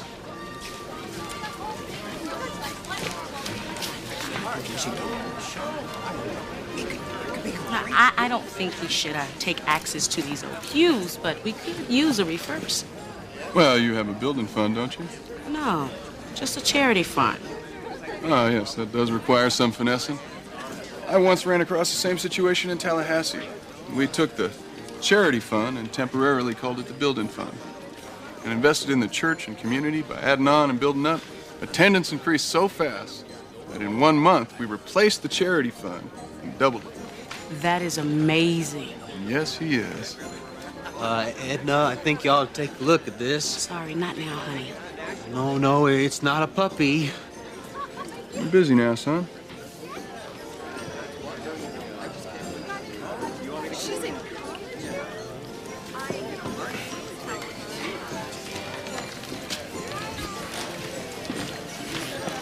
Pastor Charles, I think I speak for all of the others when I say that we'd appreciate any help you could give us around here. Are you asking me to stay on? Well, we'd like you to hold one of your revivals here. I'm not worthy, but thank you. I'd be honored. Pastor Charles, will you do me the honor of having Christmas dinner with my family and me? The honor, sweet sister, would be mine. Wayne will be here just a minute to pick us up. Won't he be surprised? Joey? Oh, hey, Wayne. Who are you talking to? Your Christmas present? A crack baby. Lots of drugs in that baby system. It's tragic. Dr. Toma, you're wanted in OR 2 for consultation. Dr. Toma to OR 2 for consultation. Which one is your baby, honey? That one. That's my favorite, too. Yeah. Hey, you're the angel. Are you a nurse now, too? I'm here to watch your baby. Oh, me too. What's that thing over his bed? Oh, that's a light to keep the baby warm. Well, I'm not cold. Well, babies are a little more fragile than grown-ups. Oh, well, I don't know about that. I don't know about a lot of things. You know about your baby. Is my baby gonna be all right? Well, Joey, your baby has special problems. You see, his mother took drugs before he was born, and it hurt her and it hurt the baby. And then she went away and left him, so we have to keep him here and take care of him. Well, how do we do that? Well, for starters, these babies have not been held enough or loved enough. And we don't have enough nurses to rock them. Rocking them make them feel real good. Can I rock my baby? No. I think that's a bad idea. We need to go, Joey. But Wayne, I love him. I want to rock him. You're not rocking the baby. Am so. Joey. Jackie, could you help here? It's Wayne, right? Right. Could we talk a second?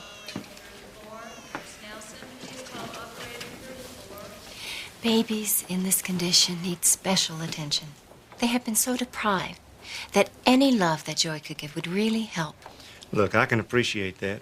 But as you can see, Joey doesn't understand a lot of things. So just what makes you think he can handle something like this? Oh, just a nurse's instinct.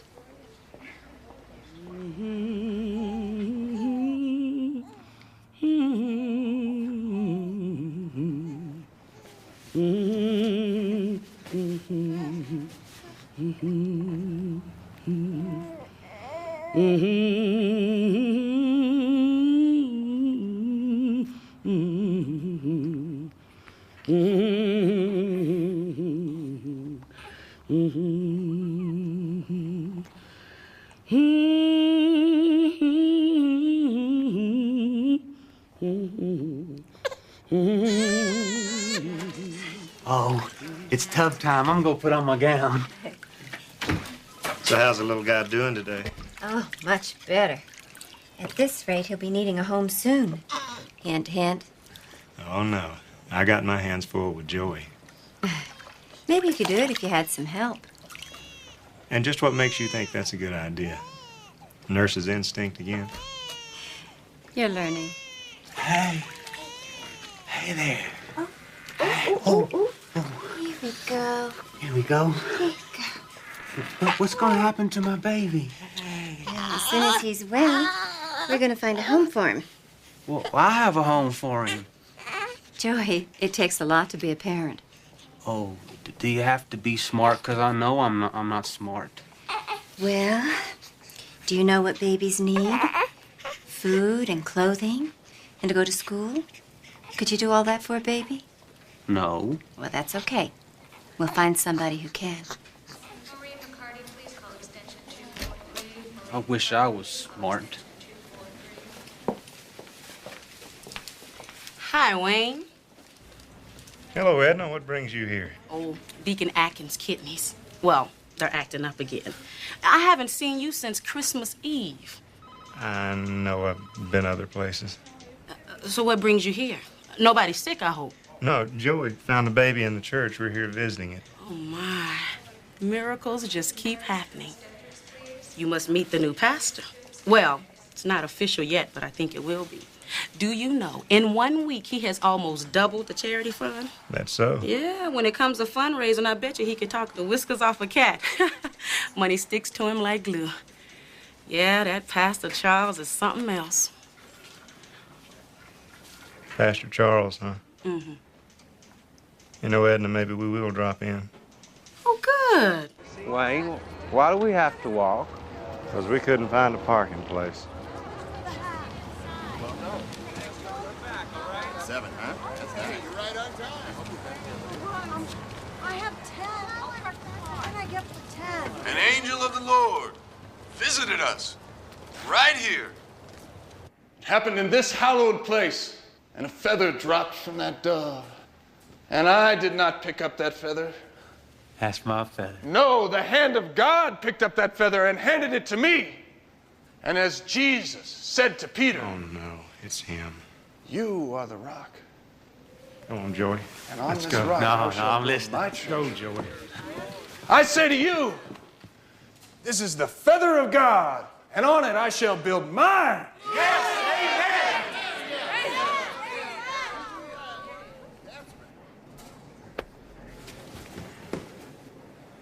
Hallelujah, brothers and sisters. What are we leaving for, Wayne? Because we don't belong in there. Wayne. Hey, there you are. Where'd you go? Wayne, it's the angel. She's not an angel.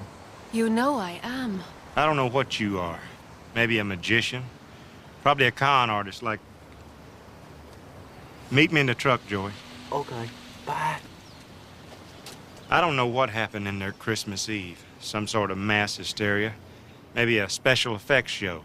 Don't talk yourself out of a miracle, Wayne. The presence of God was in the church that night. Have you been in there today? I didn't know God was in the t-shirt business now. He's not. Well, somebody is. And if that's what a miracle's all about, then I'm not interested in God. What you're not interested in is this religion created by Charles to take advantage of a lot of vulnerable people right now. It's been going on for centuries. People trying to explain the unexplainable and giving their souls over to someone who claims to speak for God. Well, if that has your boss upset, then why are you out here? The man inside is your con artist. He's also your brother.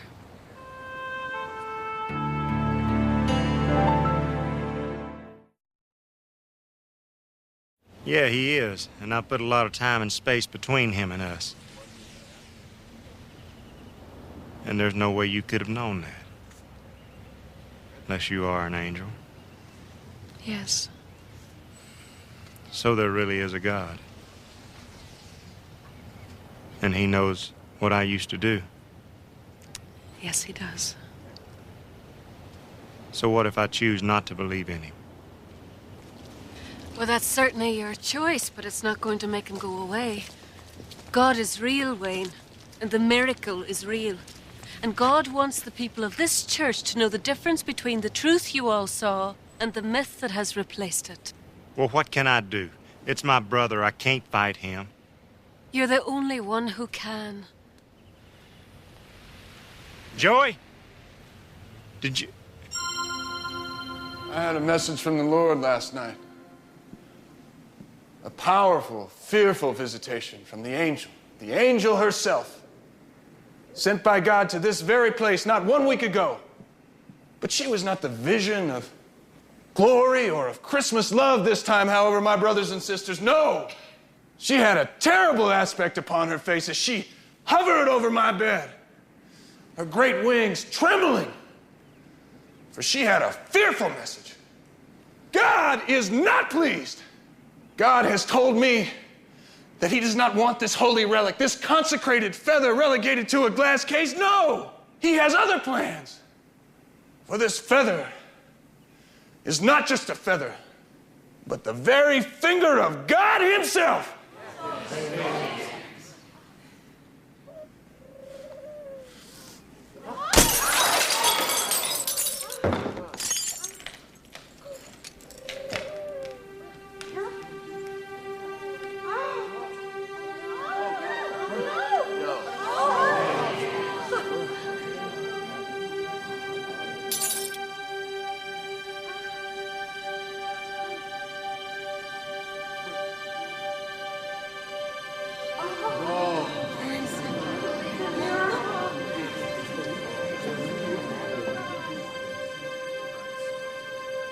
So, my sweet brothers and sisters, we are being led to a time of healing. This feather is God's Christmas gift. And all those who believe shall be healed by it. So, my friends, there's going to be a healing service tonight, a glorious night of healing. Let this sacred token of God's power heal the infirmities of every believer. The more you believe, the deeper your healing. The more you believe, the deeper your healing. Joey, your baby's doing very, very well. It won't be long before he'll be healthy enough to go live with somebody who can give him a home. Oh, that's good. You know what that means, Joey. This little boy won't be here for you to take care of anymore. Oh, but there'll be others who need your love, too. Well, that's right. We'll be needing your help. Well, I can't come, because I'm going to be real busy at home taking care of my baby. Joey, you don't understand. I do understand. I'm not stupid. At least I won't be after tonight.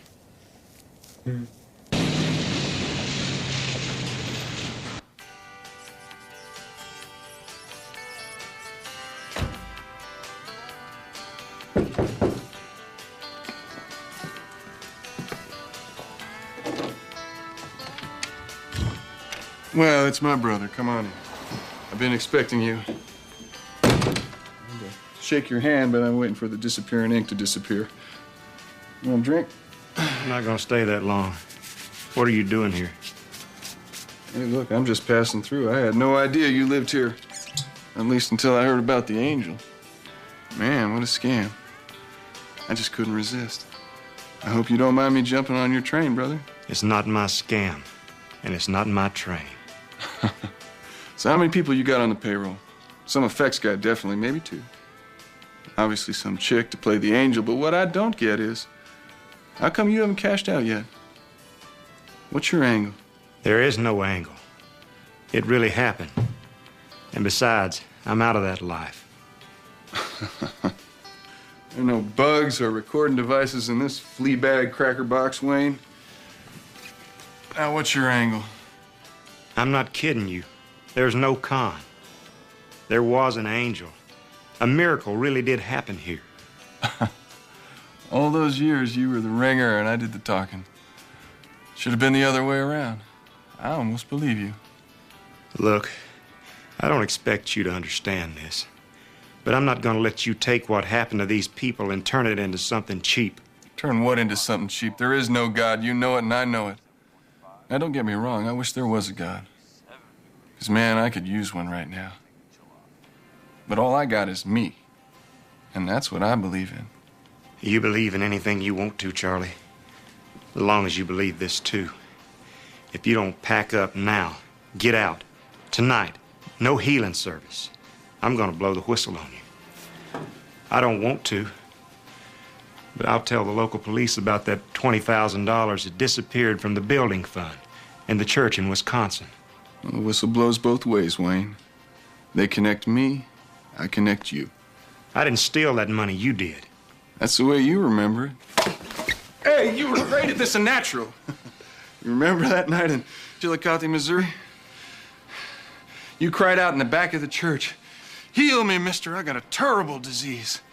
And you huffed and puffed your way up the aisle. Man, I could have sworn you were gonna die on me right there. And the more I prayed, the sicker you got. I could have kicked you.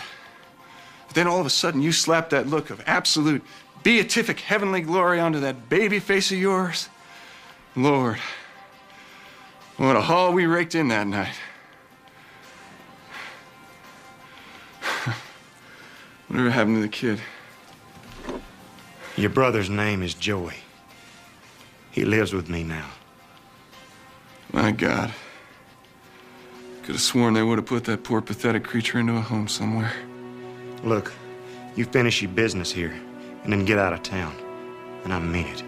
Well, that's right neighborly of you, brother.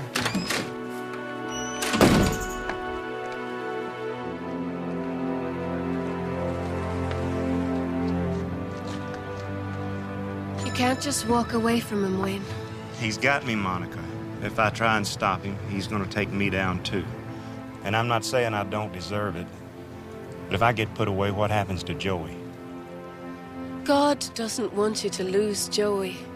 But he also doesn't want your brother to rob these people of their money or their trust or their faith. And you have to have faith that if you've been chosen to do something, God has a very good reason for it. I've got a good reason, too. Think what you're doing, Wayne. God loves you. He came into that church on Christmas Eve to tell you so. He took away your disbelief. If you walk away from him now, you do so knowing exactly who it is that you're turning your back on.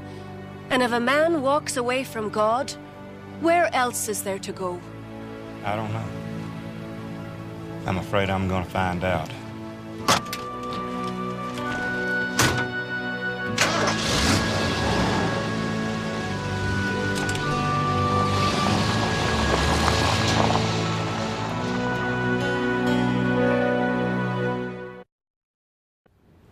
I'm happy, Wayne. Good for you. Well, I'm happy because Tonight, I'm gonna be made smarter, and we can have the baby. But we're gonna have to think of a name for him. Joey. Well, I don't know about that, Wayne, because if we call him Joey, and my name's Joey, how am I gonna know who you're talking to? Listen, we're not getting the baby, and nobody's gonna make you smart. Oh yeah, he is. The man from the church is, because he does miracles from God. No, he doesn't. No, Wayne, you didn't see it. I saw it. His hand was bleeding, and then he touched it with the feather, and it was all gone. It was a trick. Well, how do you know that? Because a long time ago, the man in the church and I, we used to trick people together. He's your friend? No, he's our brother. He is? Yeah, he's been gone a long time. Well, he took my feather. Charlie hadn't changed much. If it's not nailed down, it'll be in his pocket within an hour.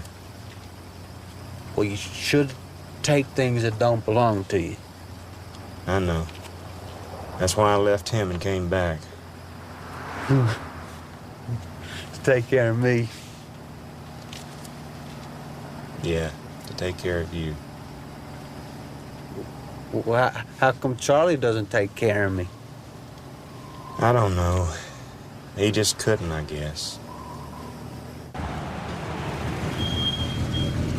Hey, Wayne, if you could, would you touch me with that feather and make me smarter?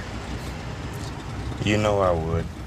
Well, Charlie is my brother too, so he gonna touch me with that feather and make me smarter. You're missing the point, Joey. Charlie's a liar and a cheat. Just stay away from him. But Wayne, he's my only chance to be smart. You don't have a chance to be smart.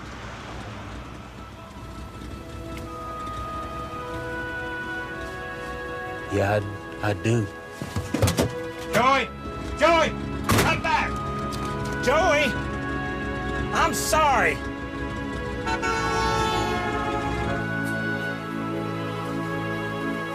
Dr. Gellert, delivery suite 4. Jackie, would you take a look at this?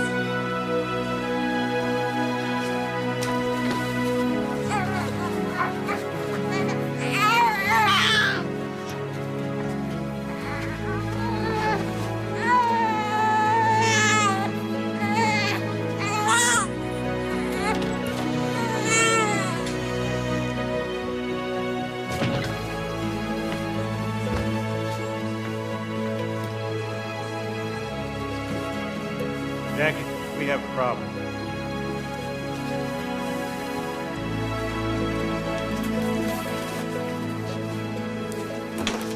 Oh, no.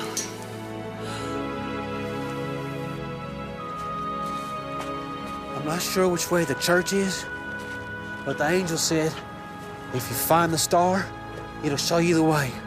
So all we gotta... There it is.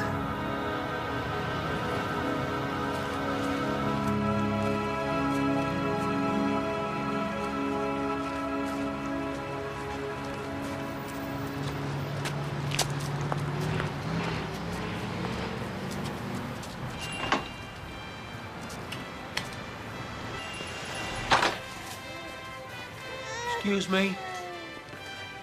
Do you know my phone number? I know it has 2 7s in it, but I'm not sure about the other numbers. Maybe there's a 4? Do you have any milk? 'Cause babies need milk, even I know that.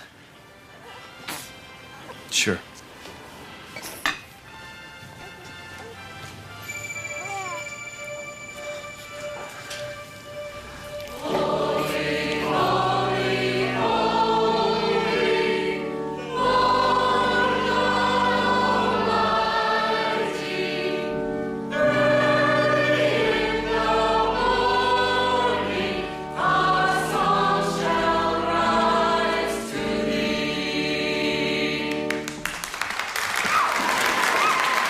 God bless you, my brothers and sisters. God bless you. Are you ready to be healed? Yes! Have you brought your faith with you tonight? Yes, sir. Is there a doubter in the room? No. Because if there's a doubter, we can't do anything. No. Are you all believers? Yes. Believers in the power of the feather? Yes. Believers in the power of the angel? Yes. Hallelujah. Hallelujah. Will the ushers please bring forward the offering trays?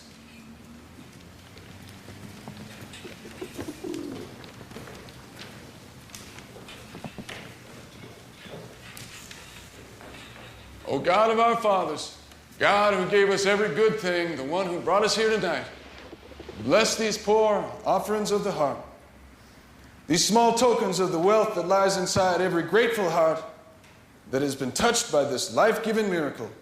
God grant that every believer, every true believer, will receive healing tonight according to his faith. Amen. No, not according to faith. Pastor, have you seen Joey? In preparation for our service tonight, No, Wayne, I haven't. Are you listening to this? He's taking away everything that's holy and blinding them with smoke. What have I done? no matter what the ailment, you can be healed if you believe in the power of the feather. Oh, God. Yes. Over here. This way, over here. Me, Charlie, I'm next. Who said that? Come on up here. Some people call me pastor or brother, but you can always call me Charlie.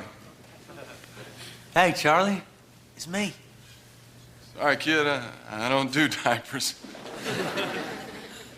Well, I want to be smart like you, Charlie.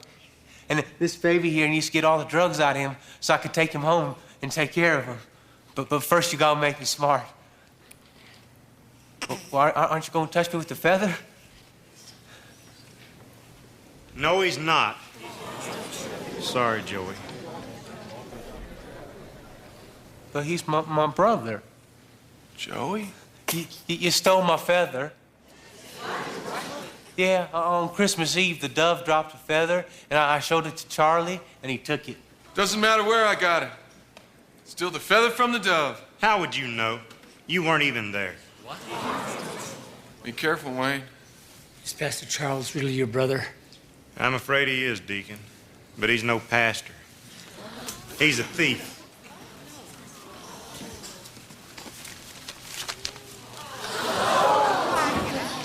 He's a hustler, folks.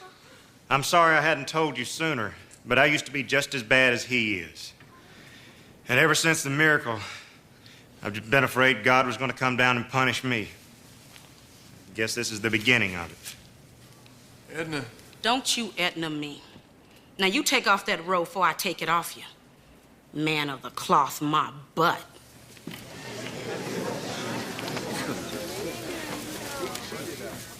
So there was no miracle. Oh, no, there was a miracle. I can't pretend it hasn't complicated things something awful. But there was an angel. I saw her. And I don't believe God sent her just so we could be at each other's throats. Then what was it all for? It was a Christmas present. It was a little glimpse into heaven. A gift from God for the faithful people of this church, whose roof may be leaky and whose organ may be ancient, but whose doors have always been open to the sick and the poor, the lost and the simple. But you took the gift and you let someone ruin it. You worshipped a feather and an angel instead of God. You sought out fame instead of the needy, and you embraced the loud arrogance of pride and became deaf to the tiny voice of a small baby in a manger. But the rest of you turned your backs on the truest love of all, and you exchanged the miracle for a lie. Please, will you tell God that we're sorry? You can tell him that yourself. That's what he was trying to tell you on Christmas Eve. He is listening. God, if you're listening, can I have my feather back?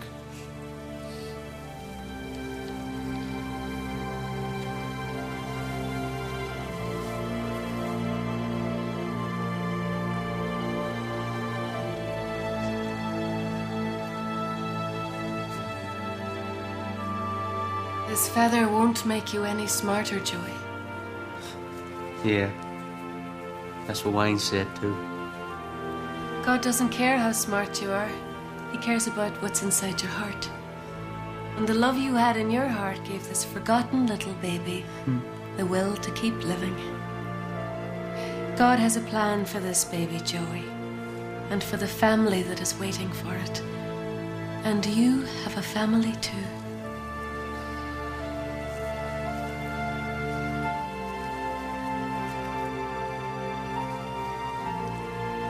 I gotta do something.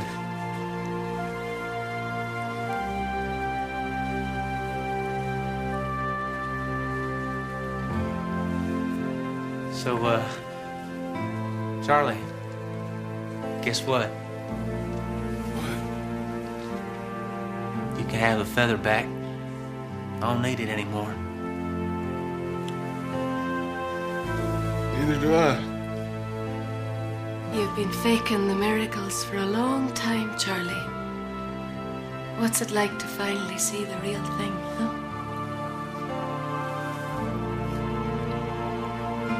Yeah, I know. Me too. All these years, I just didn't think about it. I didn't know that I was making up lies about somebody real.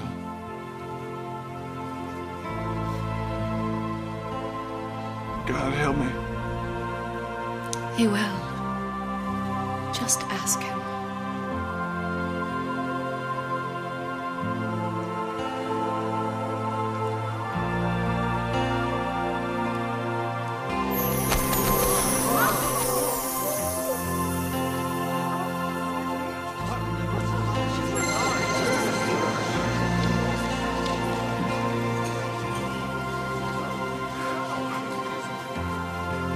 Come on, Charlie. Let's go home.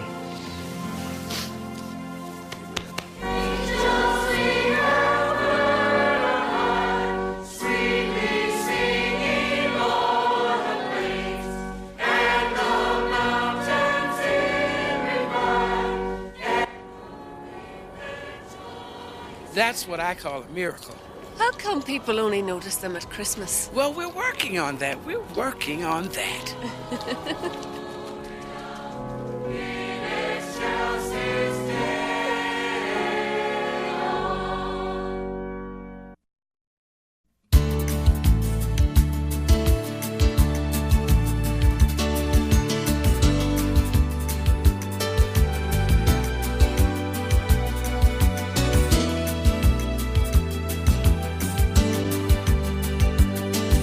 It hits back. Tess. Well, not all love is as pure as ours, Miss Wings. Have you heard that expression that love is blind? Mm-hmm. Well, sometimes it's stupid, too.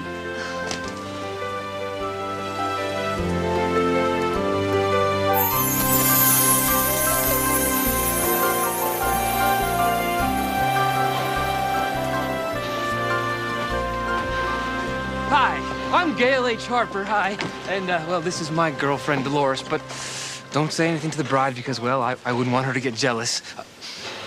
Where is Wendy?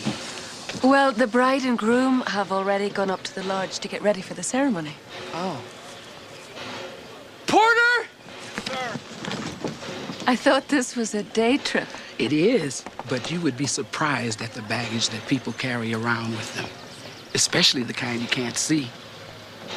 And half the time it's filled with the past.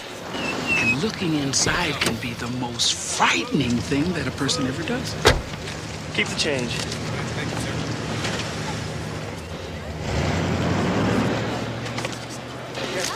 No, I think she is. Well, looky here, Mark Montfort! Gail. How long's it been? What, 6 years? I can't believe you made it all the way from Tanzania? Pakistan. Right, some backward foreign place. You're right. Excuse me 1 second. See ya.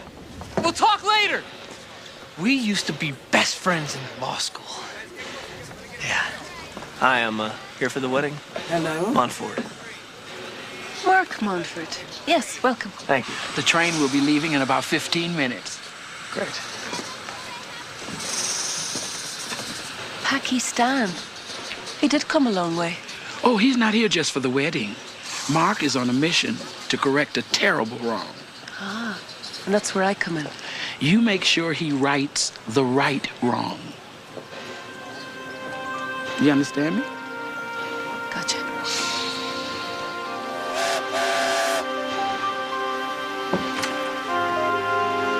There's Susan, the old girlfriend. The one that got away. He's on the wrong track already.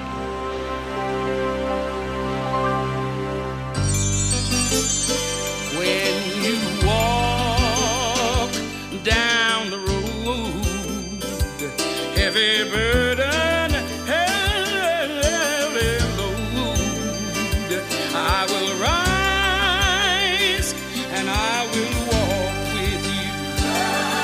I'll walk with you till the sun don't even shine.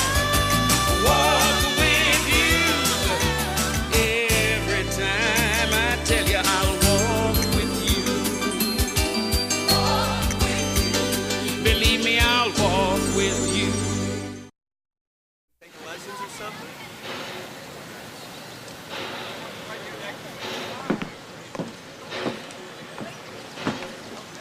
How are you?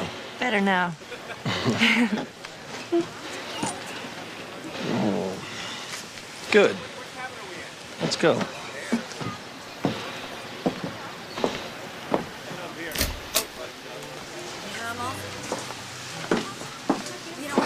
Oh, hello. Welcome. Can I get your name? Susan Duplain. Great. Hors d'oeuvres and the bar are up ahead in the Sweetheart car. There's a band in the Cherish car, and there's a lounge right down at the very end in the Happy Ever After caboose. Would not go through this for anybody other than Wendy. Believe it or not, this is the wedding she always wanted. Trains, trees, and a lodge. 30-degree temperatures. Didn't you ever hear of a June wedding?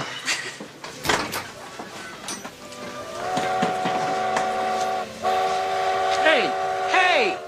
Does your mama know you have all of that? You save something for somebody else.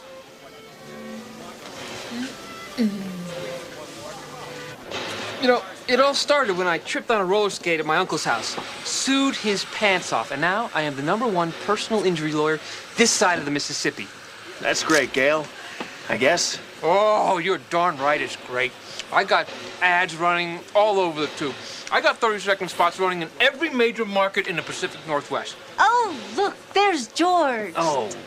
Hey, how's this for my slogan? Call Gail H. Harper. It can't hurt any worse than this. Well, thank you for that. So, is there a Mr. Susan? No, I never met the right guy. Actually, I did, but he moved to the other side of the world. So, is there a Mrs. Mark? No. My life's been mostly business for the last 6 years. I haven't been in a serious relationship in a long time. Hey, cutie. Lisa. Hi. Hey. Still gorgeous as ever, I see. Same to you. Oh, yeah. Susie, you have to help me with this clip thing for my vest. I look like a hippopotamus. Oh, you don't. It's great. You're going to be a beautiful maid of honor. Excuse me. Do you know anything about computers? Know a thing or two. I'm having a terrible time with my computer. It has the itinerary and the guest list and everything on it. All of a sudden, I can't get into it. Oh, let's sit down someplace, have a look. Thank you. Okay. Let's see what we got here. I really appreciate this. I'm just no good with computers. I'm just no good with computers. This is the first time I've had to take a test on one. No, it's pretty simple. Just sit down.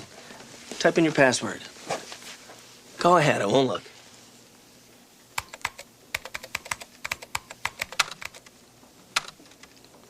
Wow. Pretty impressive, huh? Okay, you want to take an exam, so type 3. And you want to take your first year contract exam, right?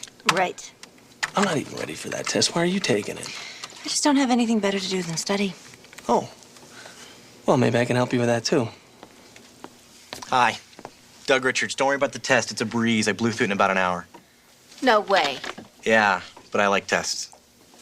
You could be very valuable. Some girlfriends of mine are starting a study group. You guys want to be in it? Sure. I'll be in it. How you doing? Gail H. Harper. Thank you. Isn't that amazing? I have to log the wedding gifts. What do you think I should call this? Returnable. Look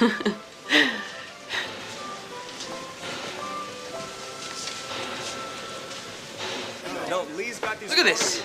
I practically got steam coming out of my mouth. We haven't even left the station yet. You know, by the time we get to the mountains, the cake is going to be frozen.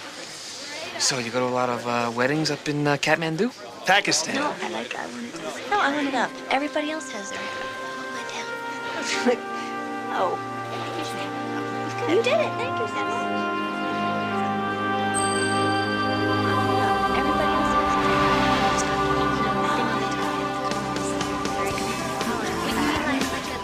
Like a Juliet sort of a thing going around. What are the odds of all the people from our study group getting married to each other? Really bad if you think Wendy's gonna marry you. Oh, and why is that? You went on one date. She forgot your name. Oh, like that never happened to you guys? Come on, Dougie. You're supposed to back me up here. I've got a theory. Some people are just made for each other. Yes.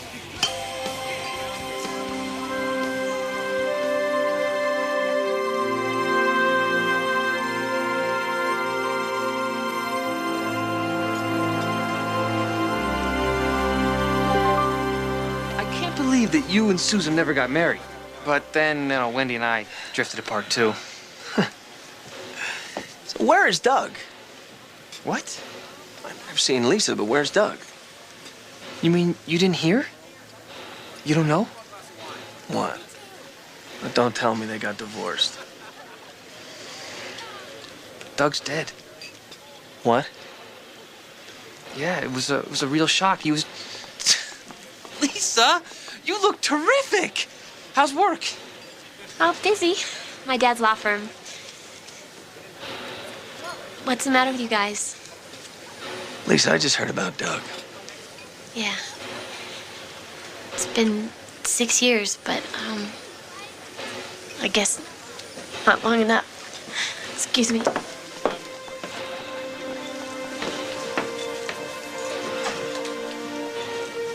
Are you okay? How'd it happen? Doug committed suicide. Suicide? Oh, man. I am so sorry. I thought you knew. Lisa found him in his dorm room. He hanged himself on graduation day, and she's never been the same since. They never even got married? You'd already left for that job in Europe. Didn't you get my letter? Oh, I can't believe it. Yeah, apparently he cheated his whole way through law school, and, well, then he got caught. We don't know that, Gail. But we do know that Doug was our friend. To Doug.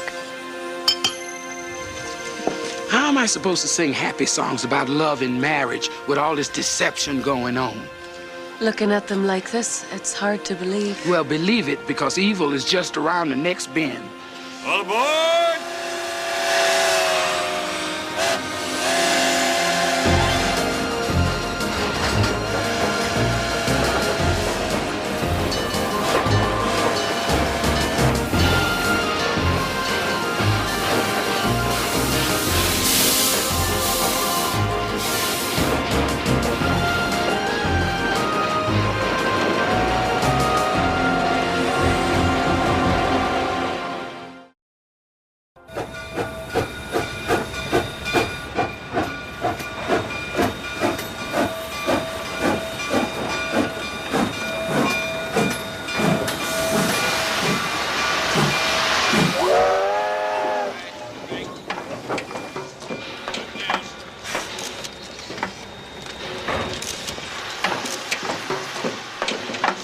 You okay? Oh, I still can't believe it. He wasn't a cheater.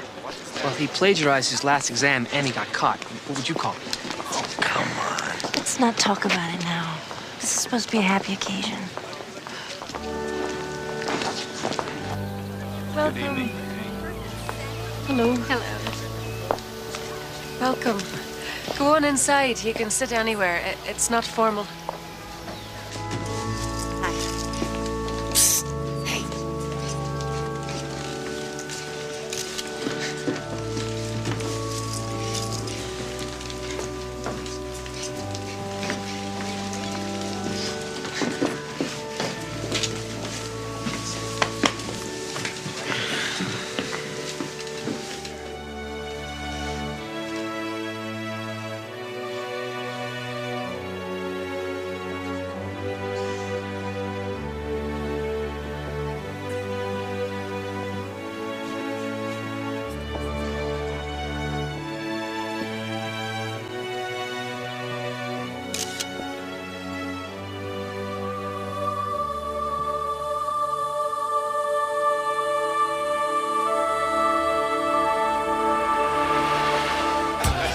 Is he? This is killing me.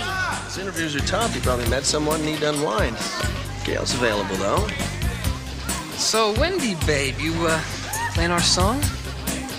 No, actually, I don't see Get Out of My Face, You Nightmarish Cretin anywhere. By Friday, you or Doug will have a job at the U.S. Attorney's Office. No offense, Susie, but I really hope that Doug gets this. He's been wanting it so badly. And I'll get away from my dad's criminal practice, and we will live happily ever after on the Honey Bunny. On what? That's the boat that Doug's always dreamed of having. Honey Bunny? Yep. Calls me that sometimes. He names everything after me. His car is called Lisa. Ooh, I'm not sure naming that old clunker after you is such a compliment. Lisa. Hey! What happened? Don't tell me.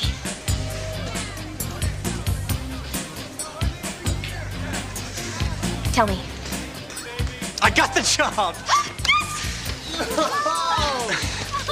right, way to go. I'm sorry, Susan. Don't. Nobody deserves it more than you, Doug. Not even me.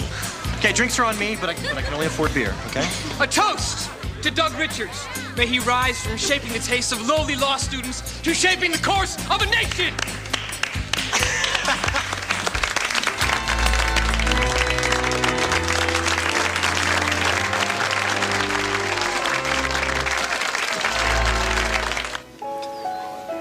Make him smile. Over here. This man I love with.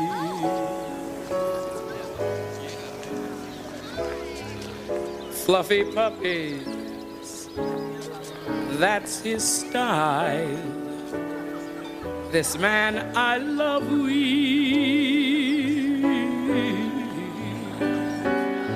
He brings joy to every day. Our nights of love are filled with play. He is love in every way. I found my home. Do you like to dance? If you're asking, I'm dancing.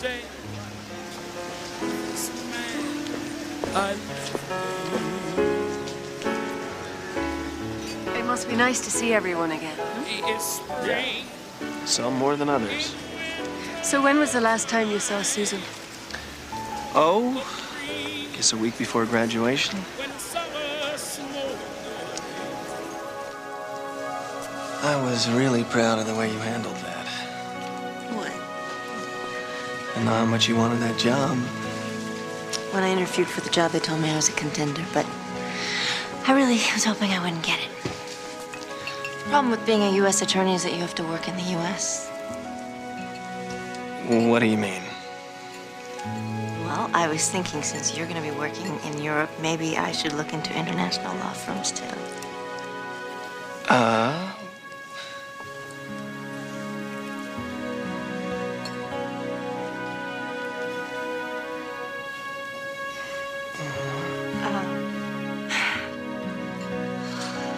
Never mind. Forget it. I didn't say that. This is embarrassing. No, it's just that, I thought you wanted to be a judge. Don't you want to? No. Like, the truth is, I am not ready. You know what? If we don't just end it, it'll get ugly. So let's just say it's over. And it was beautiful while it lasted. And I'll never forget you. And maybe someday.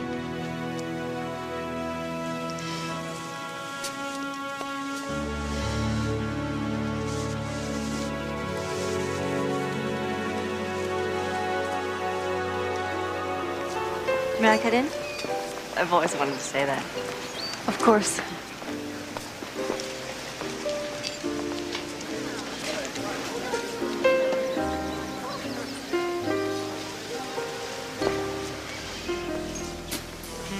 Oh, there's one left. I'm going to get this one.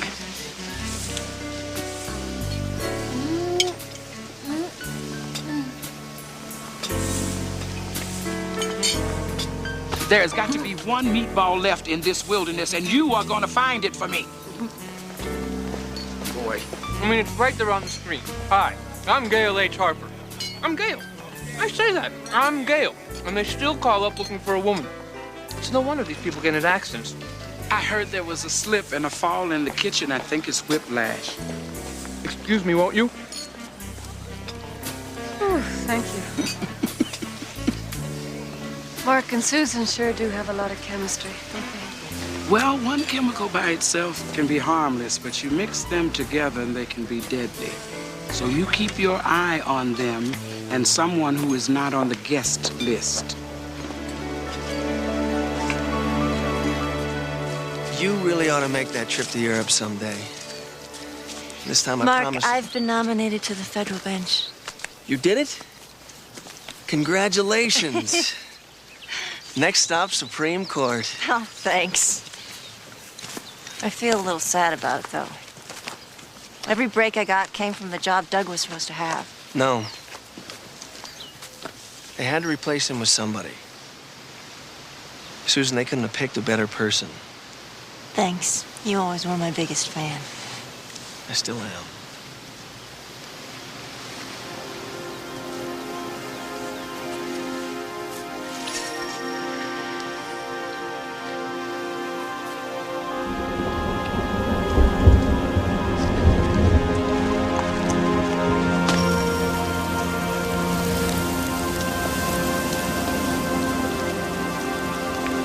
You must be the uninvited guest I've been expecting.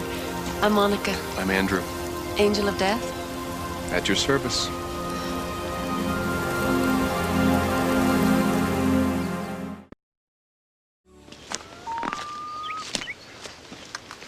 Sorry I'm late. I had to escort Mrs. Arnsdorf. She's 92, and she still wanted to hang around to see her great-great-granddaughter being born. Hello, Mr. Halo. Where you been? You know, here, there, everywhere. Oh. Have you met Monica? Oh, yeah. Tess tells me that you're the best. She does? Oh, yeah. She tells me about all of her trainees. You do? And how is my angel boy? I'm good. I want to tell you, you are looking good. No, baby. You know that you're the one who looks good. Come on, baby. We got work to do. All right. Yeah. I'm so glad to see It's you. good to see you, honey.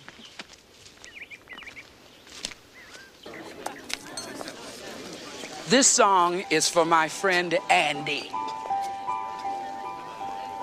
Some say love, it is a river that drowns the tender reed. Some say love, it is a razor that leaves your soul to breathe. Some say love, it is a hunger, an endless aching need.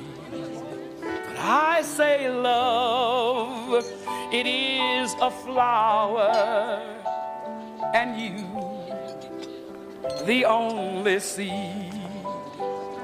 It's the heart of afraid of breaking, that never, never really Hello. learns to dance.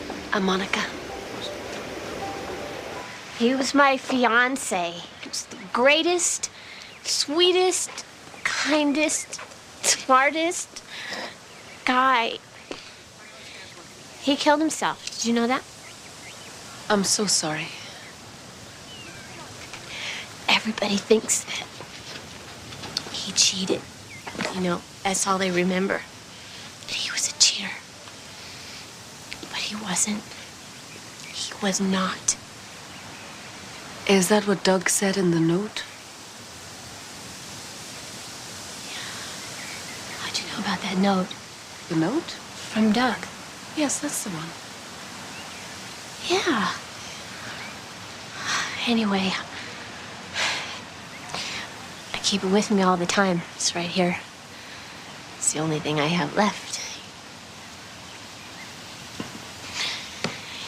You know, he could have gone all the way. He had the guts, he had the brains, he had the heart to go all the way to the Supreme Court. Lisa. Forgive me. I'm sorry. I'm really sorry. There's no need to be sorry. You're a bit mussed up. Lisa.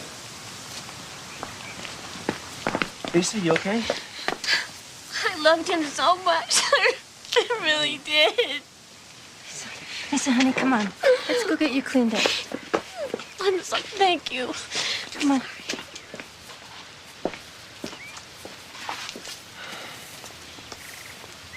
I'm afraid she's had a hard time.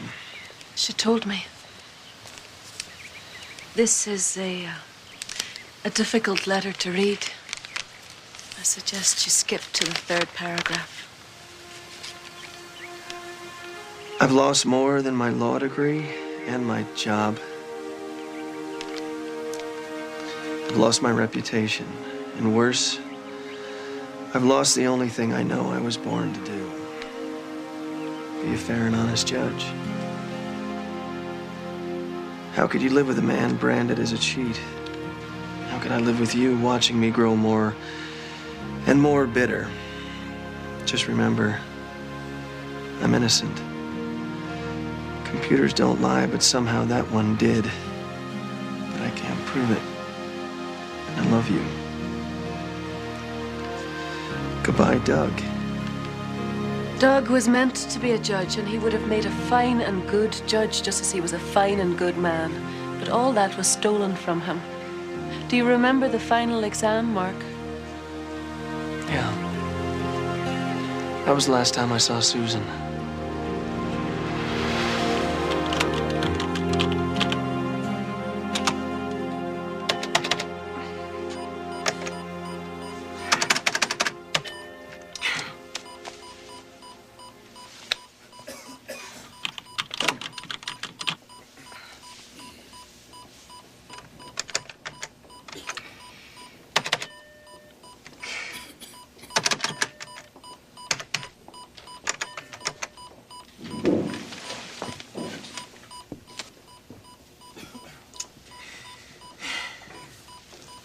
What's the matter?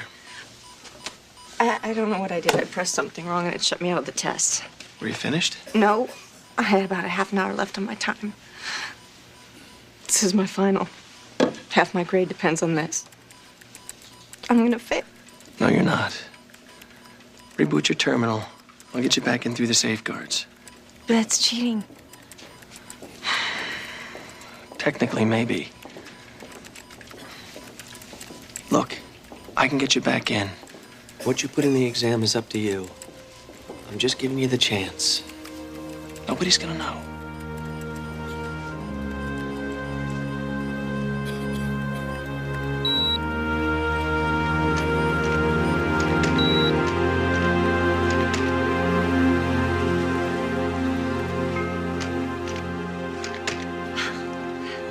Thank you so much. You don't know what this means to me. You're all set.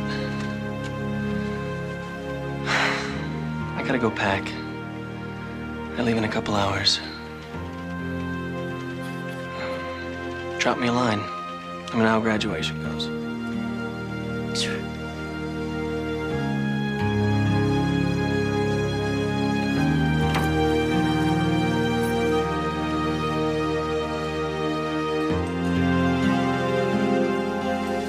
Is that all you can remember?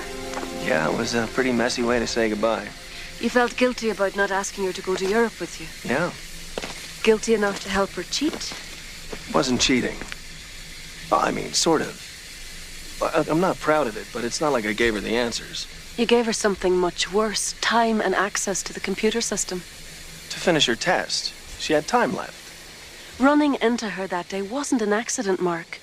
She knew you'd be there taking your test, feeling guilty about her and ready to be used. What? Remember what Doug's letter said? Computers don't lie. Think about it.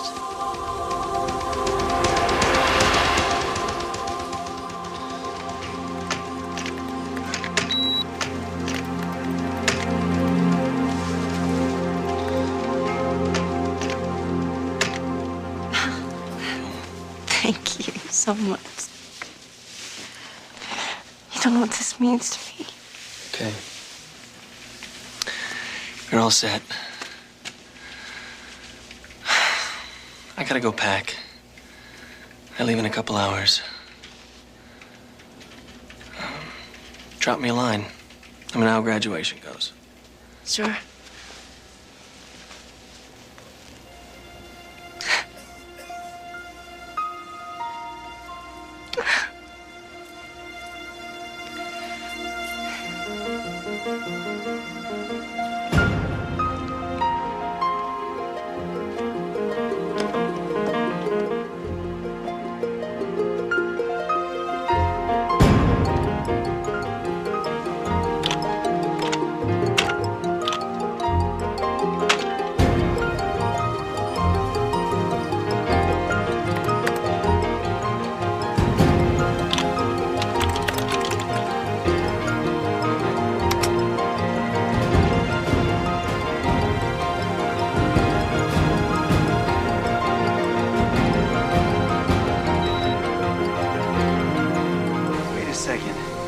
See that? How can I be seeing that now? What's going on here? Mark, don't be afraid. I've been sent here to help you see the truth. Sent here? I'm an angel sent by God. Are you crazy? Doug didn't cheat.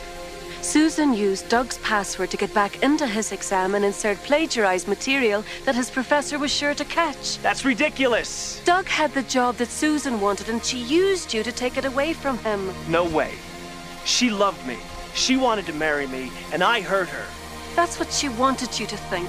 And when she was finished using you, she knew exactly how to scare you into running away and out of her life. Lady, you could not be more wrong. And I don't know who you are, but this is nuts. Your friend took his life because of her. God just wants you to see how dangerous Susan is. I want you to back off and stay away from me. This wedding's over. I got a train to catch.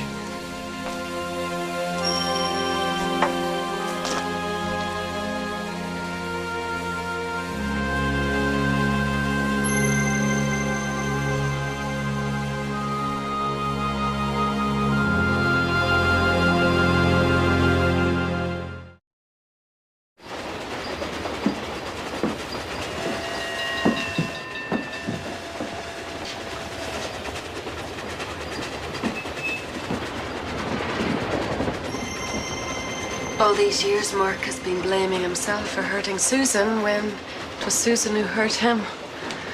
I hope I can get through to him. Well, you better. His life depends on it.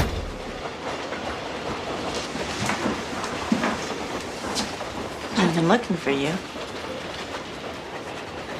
Doug killed himself because somebody got into the computer and altered his test. Who told you that? I was there, Susan, remember? I helped you do it. He was our friend. He was my best friend. I'm so sorry. Oh, I had no idea he would do something like that. Oh, Mark, please. I was desperate. I felt like my whole life was falling apart. The job. You. I was feeling like I was starting to lose everything that was important in my life. I don't know. I guess I just went crazy. When I found out that Doug, I almost followed in Doug's footsteps. When I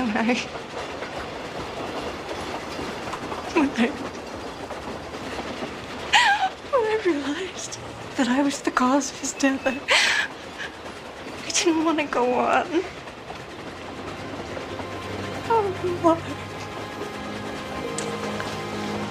Please. Oh, please. Please forgive me. I can't. Susan, it's okay.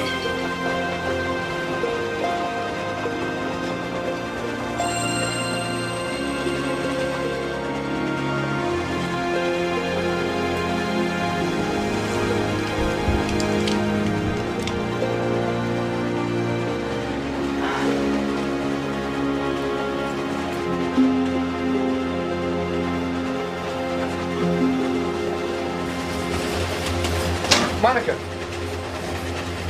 Listen, I handled a near miss a couple of weeks ago, and I found out something that might make all this a lot easier for you. I'm doing just fine by myself, thank you. But did we get off on the wrong track here? Look, I'm just trying to help you. And, you know, my first couple of years as a caseworker were pretty rough, too. I may be a rookie, but I'm certainly not incompetent.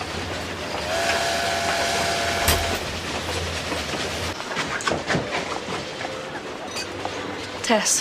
Don't you test me. Andy is my friend. Obviously. Oh, is that it? You thought you were the only angel in the universe? No, I didn't.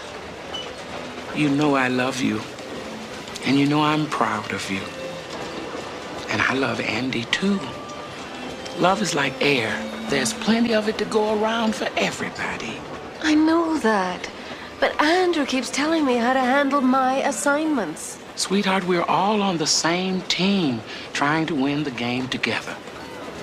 And don't you forget who's calling the plays for all of us.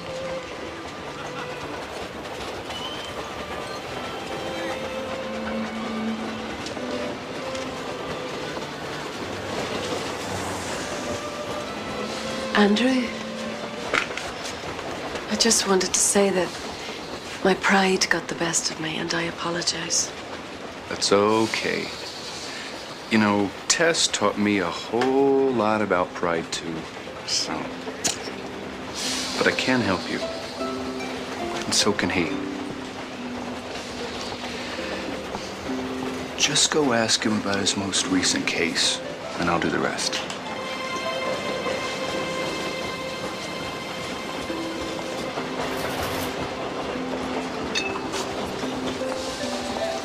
Hello, Gail. Been looking everywhere for you. You have?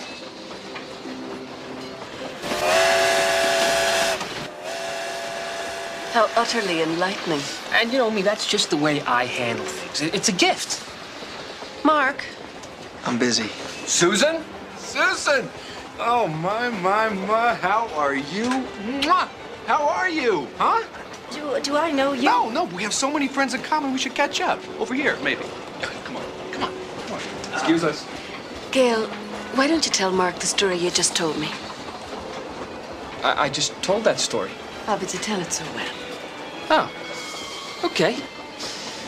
This is all strictly confidential, of course, so don't tell anybody. Case I'm handling now. Brilliant lawyer, a nominee for the federal bench. He's locked for the job. Then he gets caught up in some kind of a weird scandal. It's a spotless record, yet he is totally discredited. So, tries to kill himself by driving down a residential street at 120 miles an hour and slamming into a tree. Future judge doesn't quite make it. And his latest mailing address is Vegetable City. When did this happen? A couple of weeks ago. So anyway, this guy, he's... Are you sure it was the federal bench? Yeah, I am. But the story's not about him, it's about me. So now here is the interesting part. My client, Another life ruined.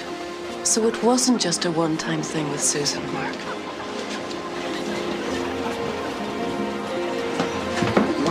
choice for that appointment, were you? The first choice is having to get his reputation ruined. I want some answers. He was crooked. Like Doug was crooked? You've been manipulating people your whole life to get what you want, Susan. What do you care how I get there? The important thing is once I'm there, there's plenty for both of us. Think about it.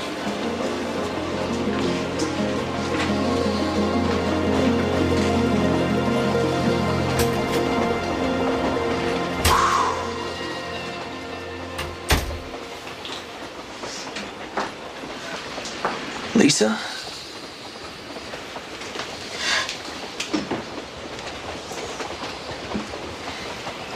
I lost it. Lost what? A letter. Doug wrote me a letter.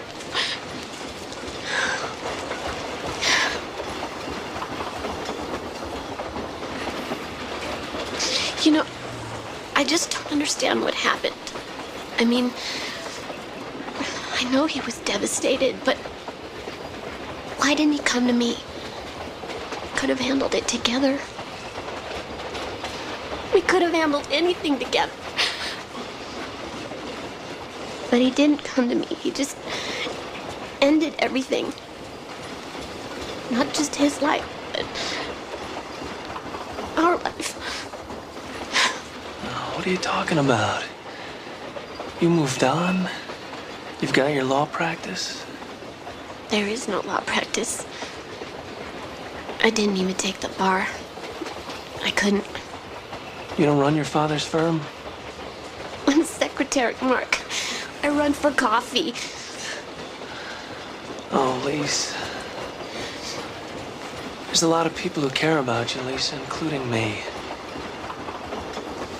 And I know how much Doug loved you. And how devastated he would be if he saw you like this.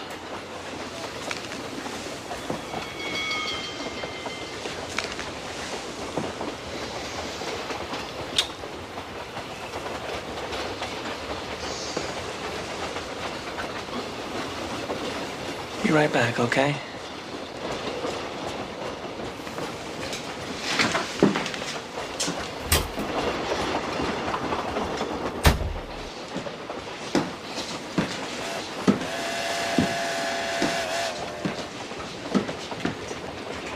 Do you believe me now? Where did you come from? If you won't listen to an angel, then listen to Lisa. She's living proof of the nightmare caused by Susan. An angel. You weren't kidding. Why did an angel stop Doug from killing himself? Huh? Why didn't an angel stop me from killing Doug? Mark, you didn't kill Doug. I helped Susan do this. I helped her destroy Doug's life, and Lisa's in the process. I'm just as guilty as she is. No, the only thing you're guilty of is trusting someone who didn't deserve it. Human beings have the power to make choices. And some of the worst choices are made in darkness. You made one there. So did Doug.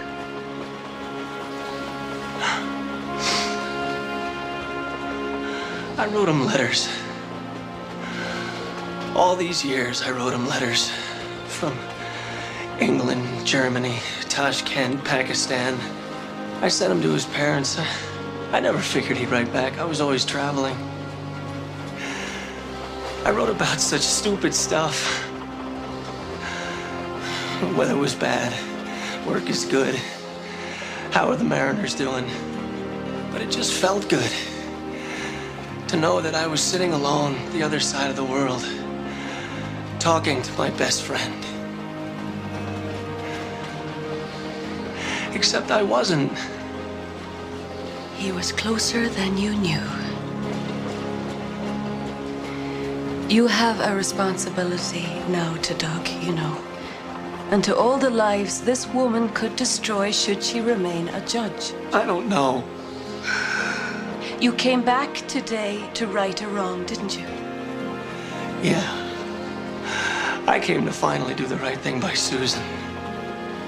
Well, you're here to do right by Doug, too, in more ways than you know. You know in your heart what the right choice to make is, Mark. Don't be blinded by what you've mistaken for love.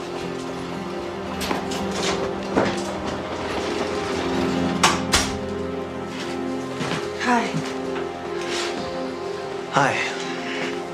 We need to talk.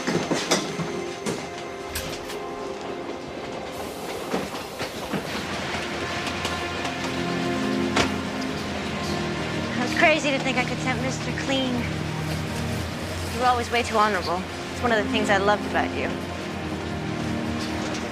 You're right, of course. I don't deserve the bench, and I won't take it.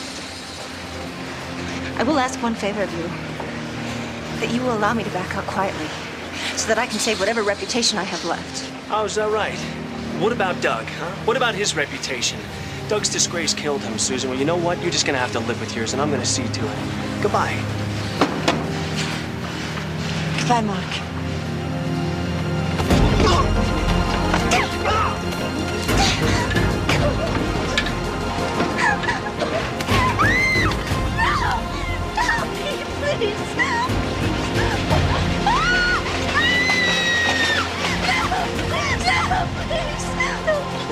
You know in your heart what the right choice to make is, Mark. Mark! Please don't drop me.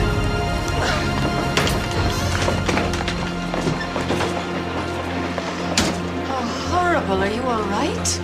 I'm fine. I'm just fine. Just get in the front of the car and expect trouble when we get off. Don't threaten me, you weak little man. I'm gonna bury you. You're gonna be back working at the gas station just like the day I met you. You'll never be anything because you don't have the guts. I've got guts enough to make sure you don't get in a position of power again. That's enough.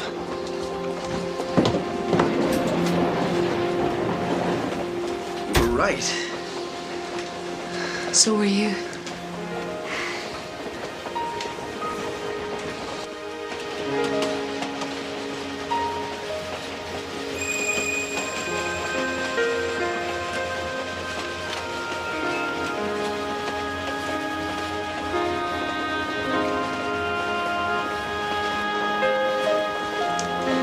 Well, it's not going to be pretty, but the truth is out now and it'll stay out. Can you help her? When she's ready, there'll be an angel there for her. She's not gonna go down easily. No, not easily, but it will happen. Just be strong. Just wish the truth weren't too late for Doug. He was the best guy I knew. You know, that's what I always said about you, Mark. God never created anything stronger than the power of real love. It lives forever, and you never know where it's going to come from next. Hi. Hi. You have a good heart, Mark. You should share it with someone who knows how to love. Thank you. You're welcome. All I said was hi. That's enough.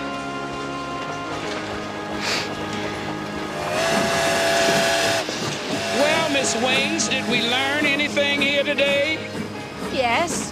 I learned 3 things. Oh my, this is a grand day. Go on. If you want to be a judge, don't go around making up your own laws. That's one. Don't go judging the angel of death until he's saved your halo. Now that's the 2 I was thinking of. What's number 3? If you really, really, really love somebody, always bring them back some meatballs from the wedding. Miss Wings, I have trained you right. Don't be shy, baby. Come on, dig in. Ooh, yes.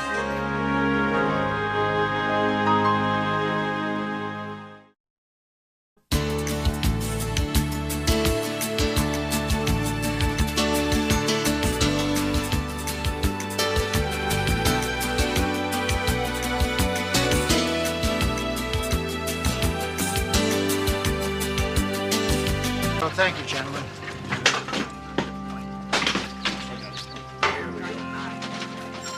All right. Put your fingers across the laces like that. Yeah. Now, when you throw it, you lead with your elbow, not your whole body. Right? But you don't push it. You just you release it. Just right when it arcs, like. Ta. Okay. Okay. All right. Now I'm going to go out for it, and then. Out for it? Yeah, I'm going to go out for it. You just get the ball to me, and I go to the goal. Okay. Okay? Okay. Okay? All Ready? Okay, I got it. Touchdown.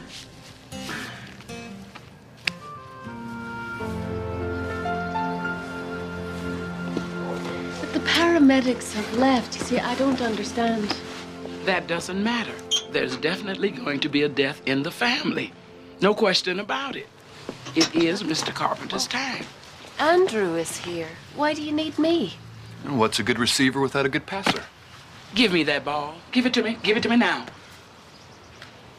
Now, you've been called here to attend the death of a good man. His name is Joe Carpenter. And Andrew will handle his transition. But there's a secret in this house, and it's got to be swept out before this man goes. It's one of those family secrets that has colored their lives, and they didn't even know it. You'll find out more about it later. But the problem is, that secret better go before that man does, or the family that he has devoted his life to building will be shattered to pieces the moment he leaves this earth. Here you go. Thanks.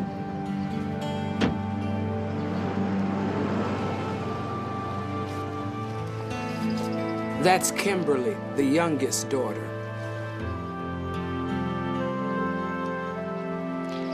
So this is how he wanted to go, huh? Yeah, at home with his family around him. And your job is to see to it that they don't kill each other first.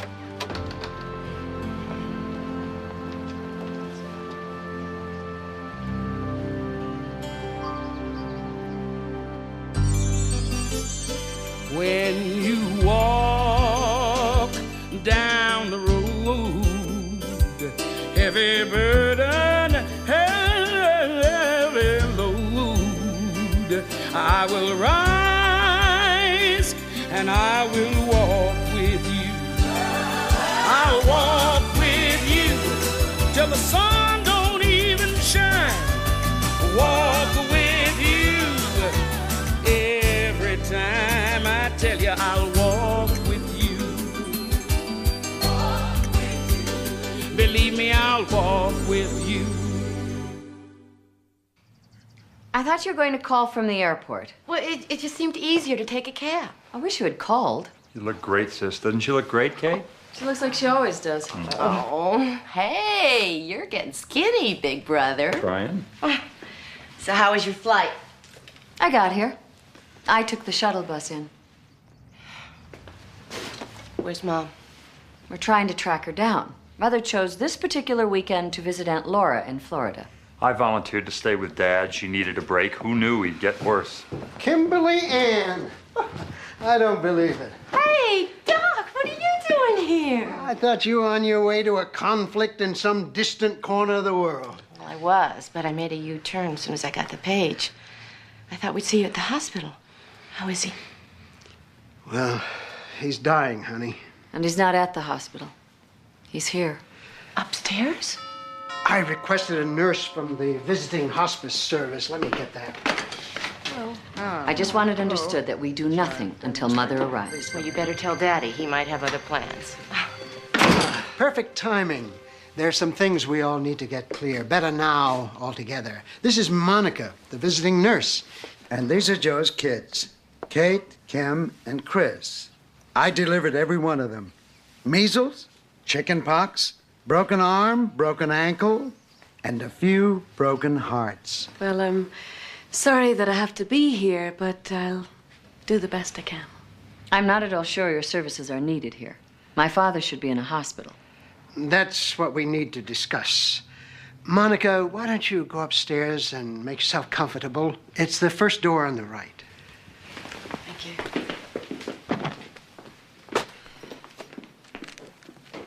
Your dad signed a living will. I never knew about this. He asked me to make it up for him after his first stroke. He recovered so fast from that one. No extraordinary measures, no heroic measures, no resuscitation, no intravenous feedings. What is he saying? He wants to die? When he's ready, yes. Father's over 80. He's been stuck in a wheelchair for years. He can't take care of himself. Your mother barely can, and it's been killing him watching her try. He wants to die of old age, here at home, with some dignity. Sorry, Doctor. I don't know where she keeps the sugar. Mother never puts anything where it belongs. Oh, it's okay, really, Kate. I don't know about this living will thing. It may not be the choice of every 80-year-old, but it's his. But, Doctor, what if he has a chance, though? For what, Kate? To get better and die another day? And this is what he wants. He couldn't have been more clear. Does Mother know about this? Yes. She didn't like it. She's controlled every other minute of his life. Can you imagine her giving up the chance to choreograph this? Kimberly. Is it just me, or does this feel less like a death and more like a getaway? Is everything a joke to you?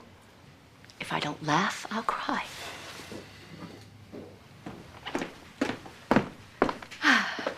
I've met your father. We're going to get along just fine. I think we should take him to the hospital and wait for instructions from Mother.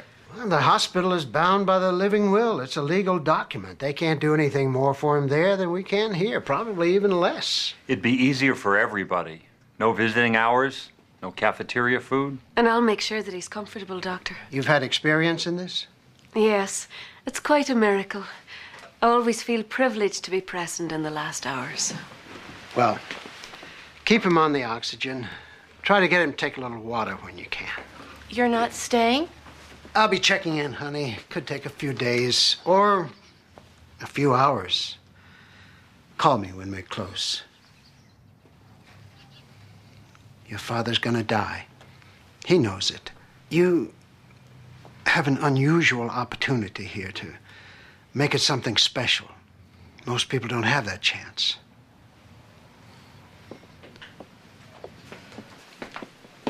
Well, I wish you could have been more specific. Days, hours? All right. I'll set up headquarters in the corner room. Kim, you take the couch. Chris, I guess you're already living in the basement.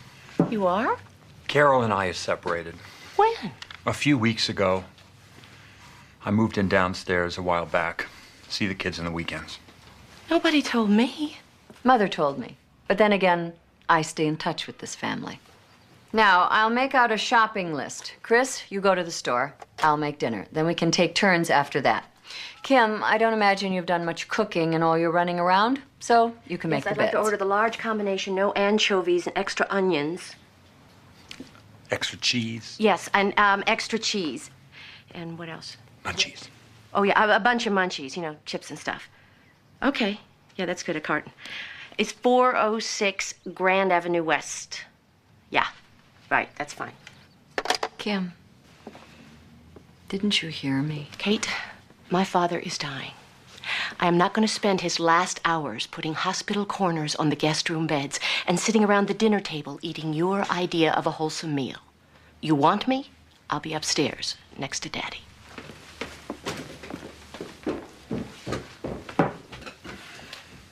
It's a kind of a combination Death Watch Come As You Are Pizza Party family reunion thing. I've never been to one before. I guess we're gonna have to play it by ear.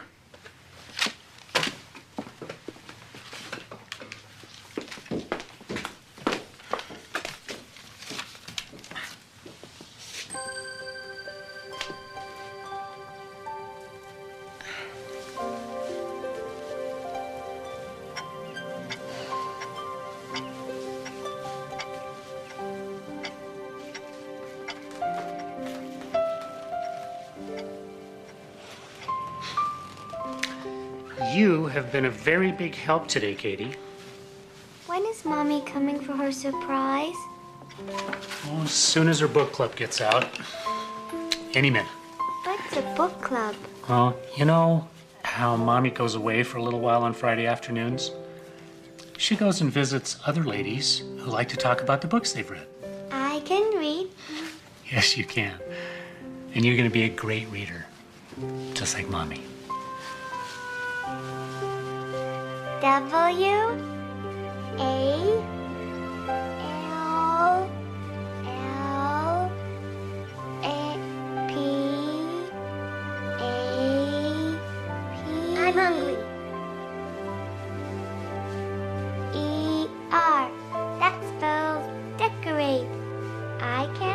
read.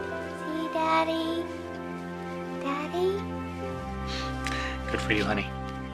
Good for you. Tell you what, let's go get some pizza. Pizza! Yay! Pizza, pizza, pizza, pizza, pizza.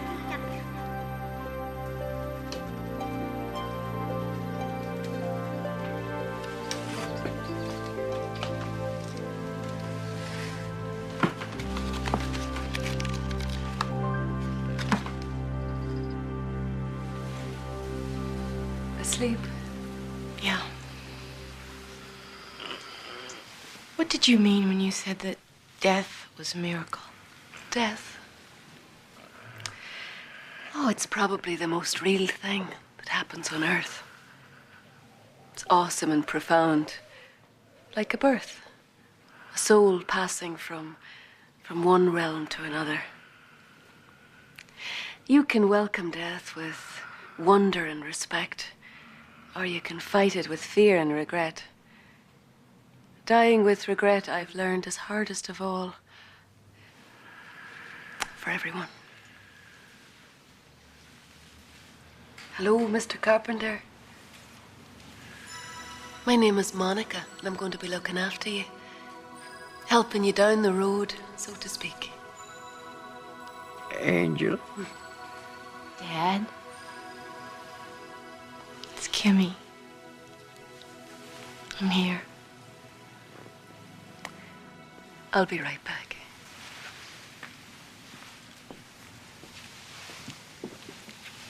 Hi, Daddy. Dr. Chappell told us about the living will. I just want to make sure it's what you really want. I don't know if I'm going to get another chance to be alone with you, Daddy, but I just want you to know, if you have to go, I understand. I don't want you to hurt. But you're the only one in this family that I really feel related to, you know? I don't want you to suffer anymore at all, Daddy. But I think that I'm going to. It's important. You need to know. I have to tell you. What? The truth. The truth. It's not too bad. What truth? Someday, you find out. Your pizza's here. Can you pay for it? It's your pizza. You pay him. Besides, I only have a 50. Hold on. I'll be right back, okay? I'm back in this house 10 minutes, and you're already acting like Mom. I'm not. Besides, I didn't order the pizza. Yeah, but I bet you expect to eat some. How do you do, Mr. Carpenter? My name's Andrew. Death? Yes. I'm an angel. And I guess you can say that this is my specialty. Monica's an angel, too. And we've been sent here to help your family make this passing with you. Afraid?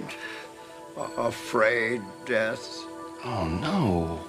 No, never. Besides, do I look scary to you? Father. Okay. Now, we're going to take this in steps. And some of the steps are not going to be easy. But remember, no fear. Talk to Kim? Can't go? Kim's not going anywhere, Father. He's hallucinating. Father? Mr. Carpenter? What's going on? Mr. Carpenter? Father's having a small stroke. Oh, my God. Mr. Carpenter? Can you hear me? Mr. Carpenter, can you blink for me? Daddy, what were you going to tell me? What?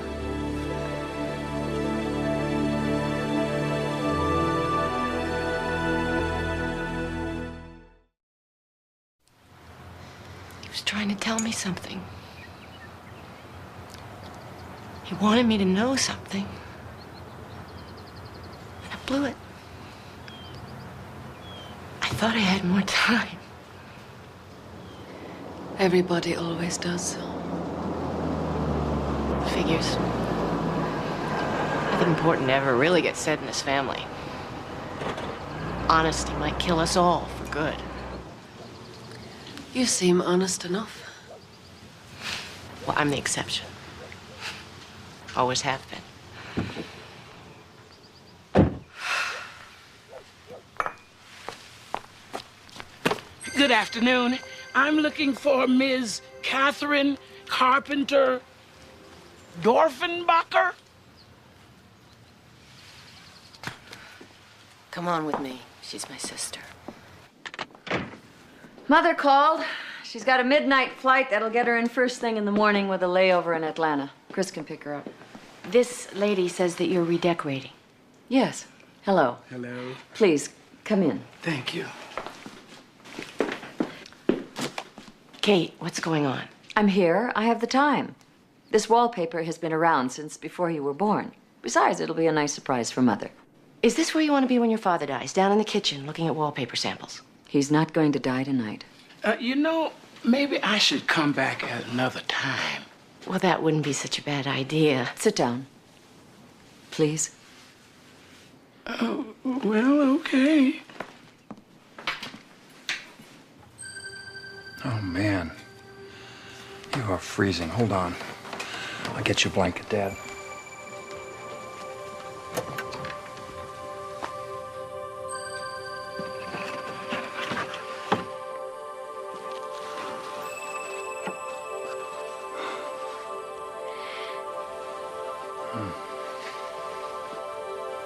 President Kennedy didn't even wear one at his own inauguration.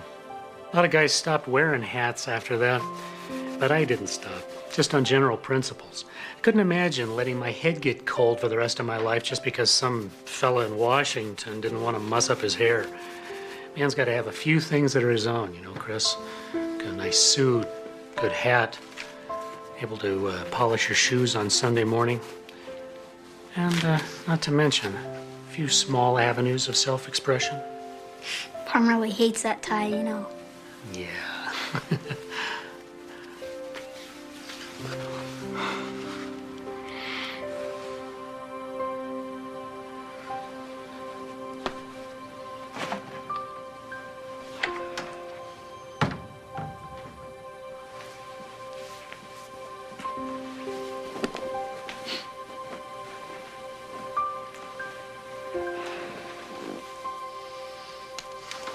You know, Chris, this is it. These are going to be your last hours with the man. I think you better say it now. I wanted to thank you. You taught me so much. And I don't know if anybody's ever told you, but you lived a very good life.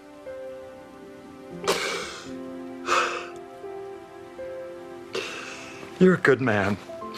Did you ever think of him as a strong man? I have a confession to make.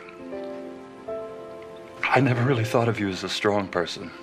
Patient, maybe. But how could a strong man live with a woman like Mother? Maybe that's the only kind of man who could. All of a sudden, I'm starting to think it took more strength to stick with it. You know how to sit back, duck, and ride it out. I'm not so good at that. But I'd like to know, was it worth it, Dad? Hanging in there all these years? What did you get out of it? Chris.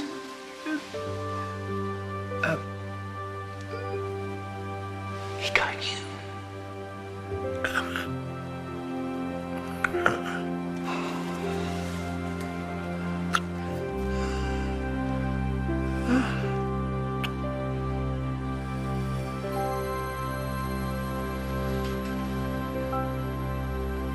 just let me get this straight. We're going to replace the wallpaper in the kitchen. Yes, with the same pattern. If it's available, which I very seriously doubt. I understand that. And in the hallway? Well, I will have the estimate for the fabric wall covering tomorrow. Now, in here? Well, I was actually thinking of recovering. You do upholstery, I hope. Oh, yes. Oh, good. Because I think we're going to have to start all over again in here.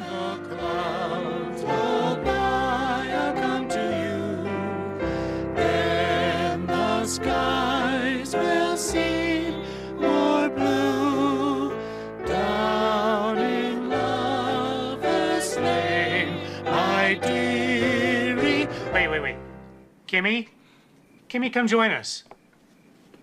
Come on, you can sing my part with me. She wants her own part. There are only 4 parts in 4-part harmony, Kimberly. Okay, well, you be the critic, okay, honey? Give us your opinion. Smile the while you kiss beside a So we're going with the rustic Ralph Lauren? Lauren. Right. The Lauren, if I can get the slip covers in green. Yes, but more green than red, not red than green. Yeah. What you said. Now, in here? Well, I was actually thinking of recovering. You do upholstery, I hope. Oh, yes. Good. Because I think we're going to have to start all over again in here. Am I beat? That woman looked through every swatch and sample this side of heaven. I will never get over how humans find new ways to grieve. How we doing, baby? It won't be long now. And the secret's not out yet? Did you say something? Oh, never mind. Mr. Carpenter, your time is at hand. It's gonna be a long night, but you have got the best angels in the business working on this. And I promise you, God has heard your prayers, and we'll have this all cleaned up real good before you go.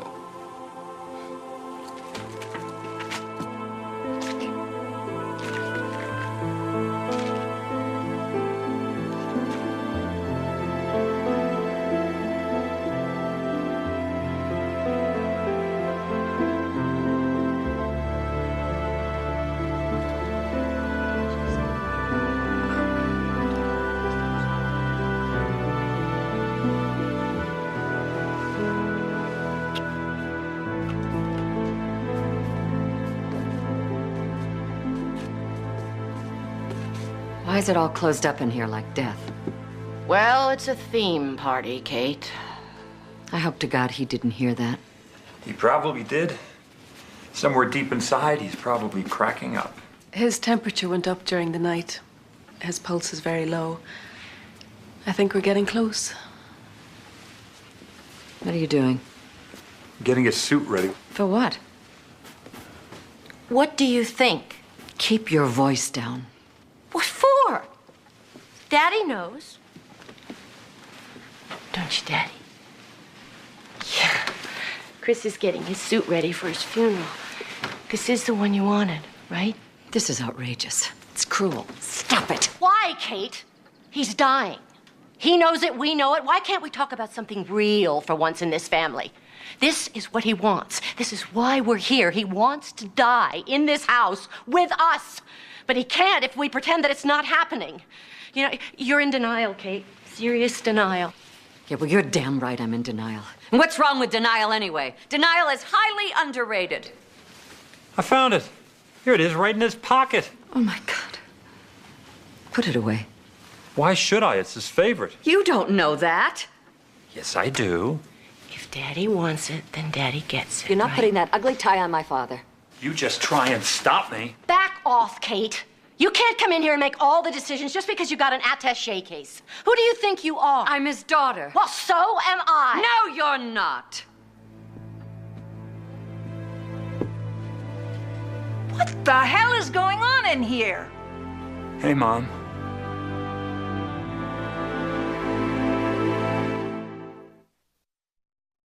Now, what is all this racket? I did not raise mutes. Is it true? Is what true? He's not my father? No. Oh, my God. My God, my God. Daddy. I assume he's heard everything. Nice going, Kate. You knew? I never told him. You didn't have to. It doesn't take a rocket scientist. That explains everything. I never felt like part of this family because I wasn't part of this family. Kim! Oh, honestly. Everybody shut up. Who are you? I'm Monica. Welcome to the family secret, Monica. Tell me straight. What are we looking at? A few hours.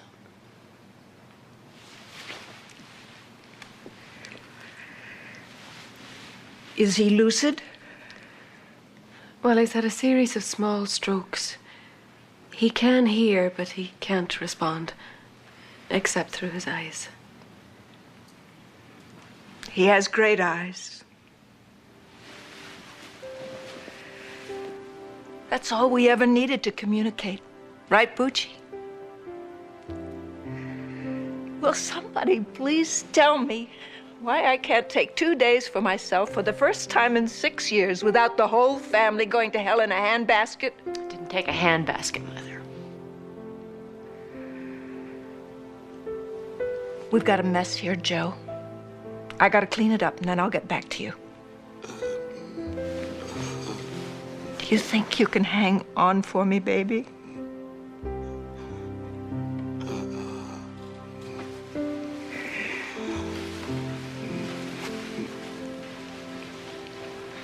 I'm going to the bathroom. I'm going to put on my slippers. I'm going to make some tea. Then there will be a family conference in the kitchen in 5 minutes. Yes, ma'am. Don't forget your attaché case.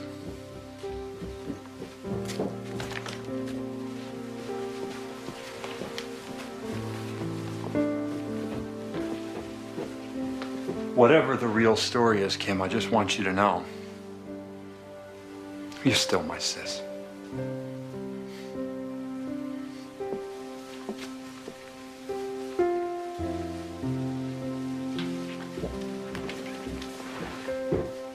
Is that what you were trying to tell me?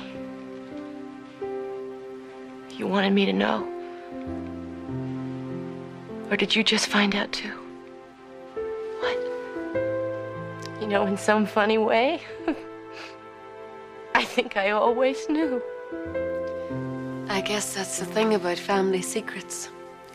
Nobody talks, but everybody knows. Do you believe in God, Monica? Belief hardly begins to describe it. All I ever wanted was to just feel comfortable in this family. When I was a kid and I'd blow out my birthday candles every year, that was my wish. And whenever we'd pray, that was my prayer. I would put my money on the prayers over the candles. Doesn't matter. Either way, it never happened.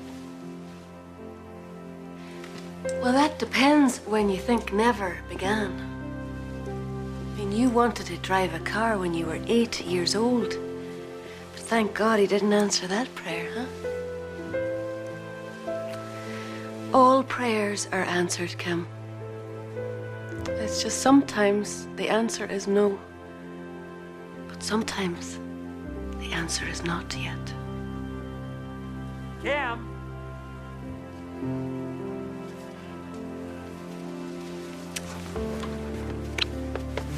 I'll be back.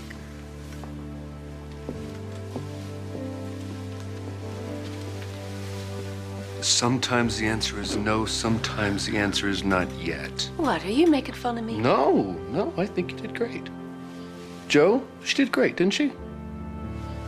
See? Andrew, what do you think the chances are of a special dispensation? Monica. I don't know. It's worth trying, huh? Because sometimes the answer is yes. So there was no book club? No.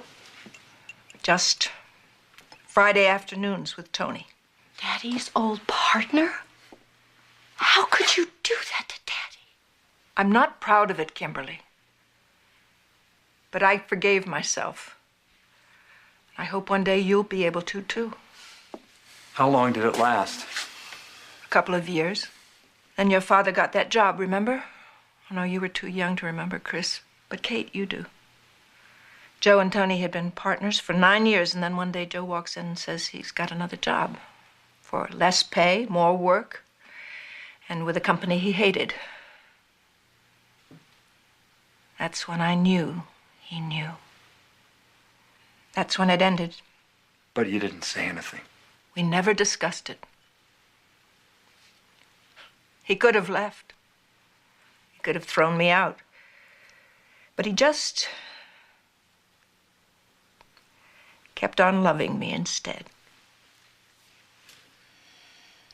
When you were born, Tony stayed with Joe in the waiting room. He was so afraid you'd be a boy who would grow up and look like him. That's the first thing he asked. Boy or girl? But do you know what Joe asked? How's my wife? And you knew all this time, Kate? How? Remember when I dated Billy Warchowski? That boy with the bad skin? His father owned the Riverview Motel. That kid always did look at me funny. Well, it wasn't much of a leap, Mother, to figure out the rest. Yeah, me being the rest. That's not what I meant. Tony Laneri. So, now you're Italian, Kimmy. Don't you think that this is something we should discuss in private, just the two of us? Everybody here knows. Why is it in this family that every secret is a matter of public record, but the most obvious problems never get discussed at all? We're dysfunctional? It's just a guess. So, I'm not a carpenter anymore. Oh, for heaven's sakes, Kim, of course you are. Man, Dad is really something. If it were me, I would have walked out. You did walk out. That's not the point. I had reasons. So what? People nowadays bail out at every bump in the road. Not like the old days. People couldn't afford to break up every time the going was tough. Well, that's easy for you to say. Obviously, the old days weren't that tough for you. You can't judge a marriage until you're in it. Well, you can't judge a family until you're in it either. Hello? Hello? Good news. I got all the pillows and the bolsters and the matching drapes, and the wallpaper is on order. You are looking at the Swatch Queen of Ralph Lauren. Lauren. You got any more of that tea left?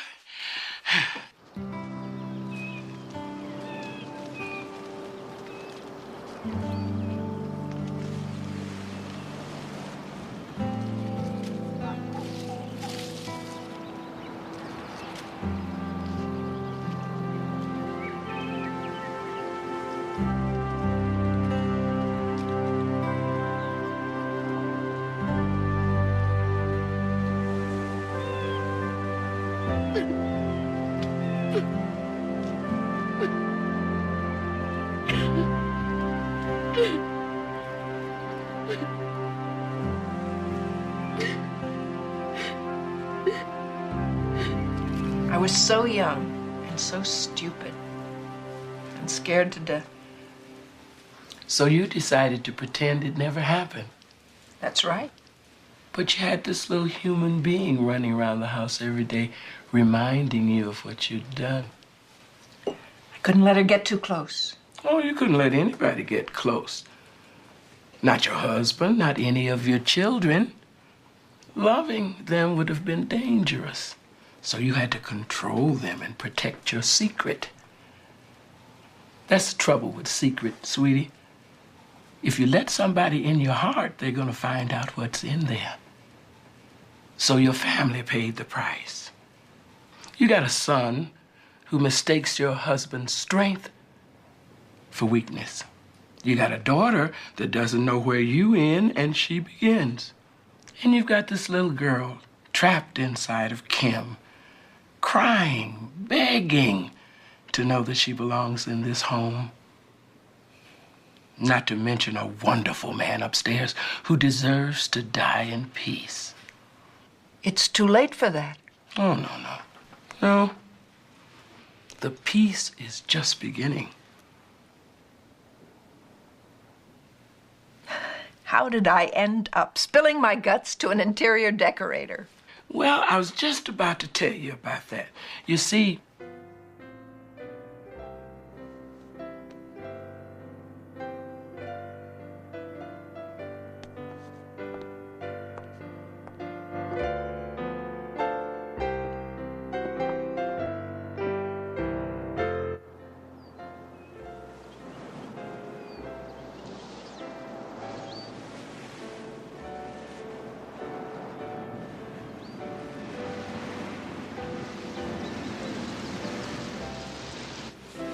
Go get him, girl.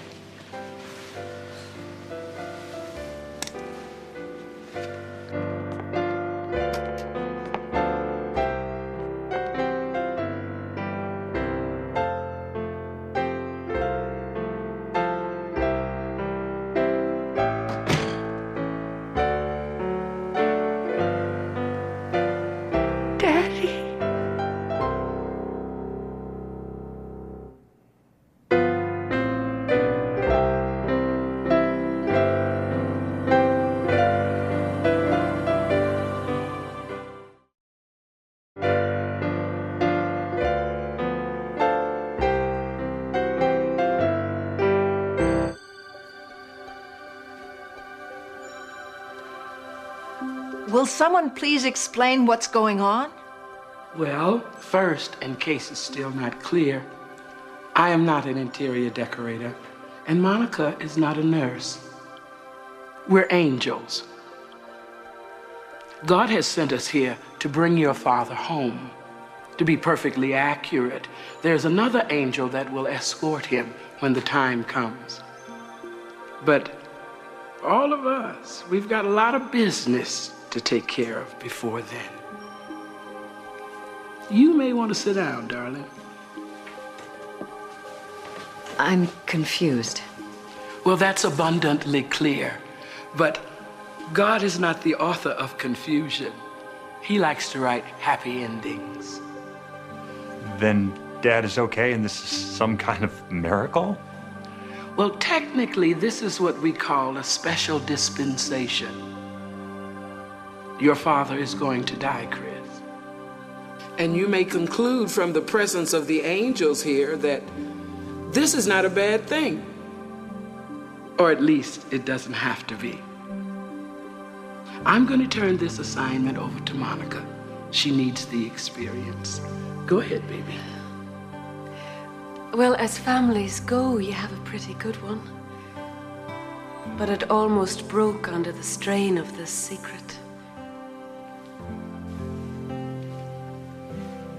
Kate, you missed out on the joys of being a sister trying to protect your mother. And Chris, your suspicions about your mother have become terrible, destructive suspicions about your own wife. Kim, you always knew there was something different about you, but you could only guess at what it was, and you always guessed wrong. There's nothing wrong with you. In fact, you're a shining example of how God can take the saddest things and turn them into something beautiful. That's true. Yeah, I guess I always knew Elizabeth. I didn't like it, but I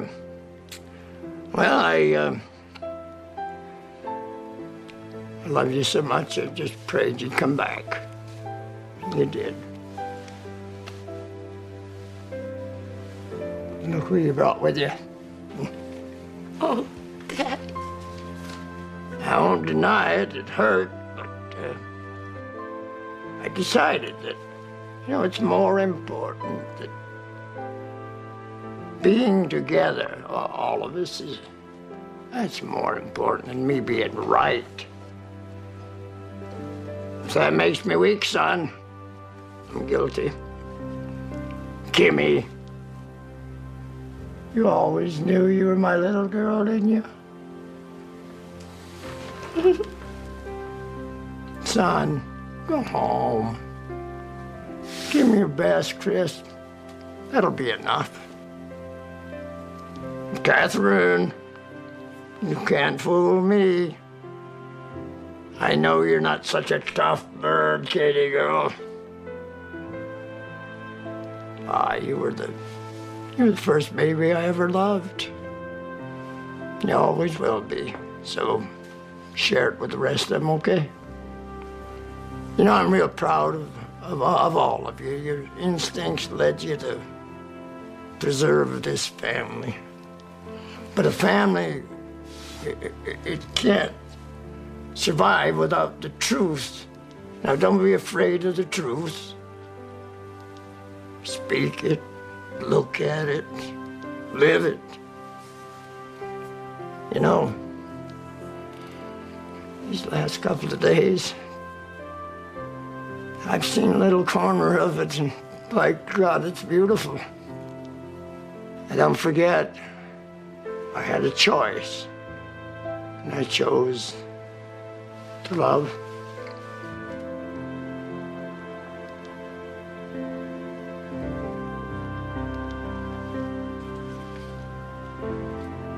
Listen, it's been a real privilege to me to be your father.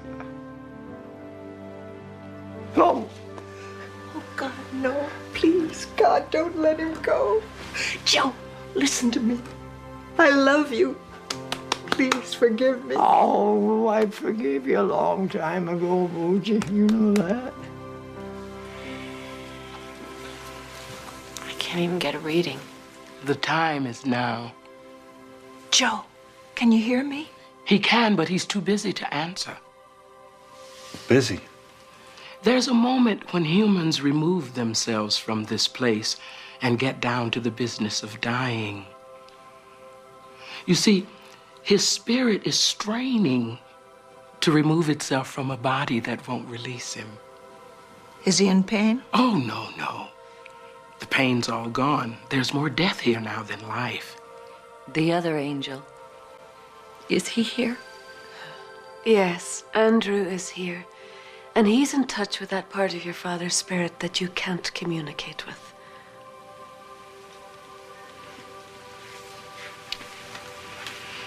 Daddy? We're here with you. All of us. And we want to say thank you. He says you're welcome. Andrew says your father says you're welcome.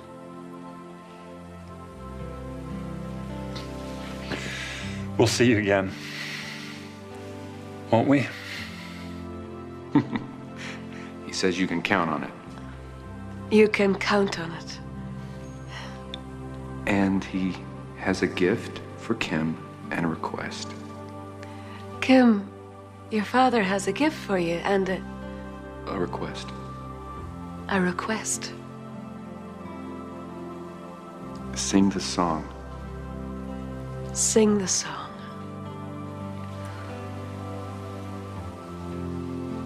Chris, you take the bass. Kate, take the alto. I'll take the melody, and Kim, honey, you take your daddy's part. Smile the while you kiss me sad adieu. When the clouds roll by, I'll come to you. Then the skies will seem more blue. Down in Lover's Lane, my dearie, wedding bells will ring so merrily. Every tear will be a memory. So wait and pray each night for me. till we meet again.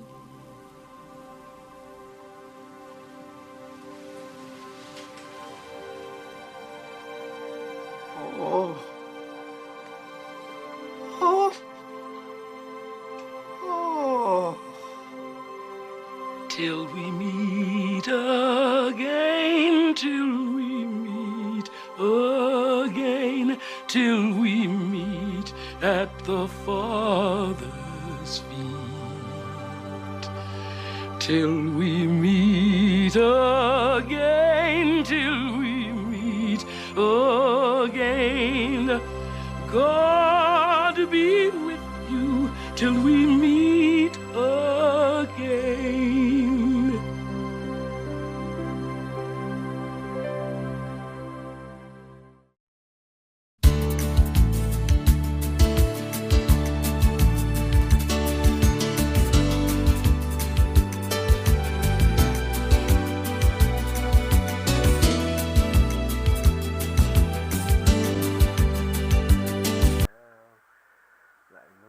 Chẳng dám nói nên câu chuyện tình chơi vơi.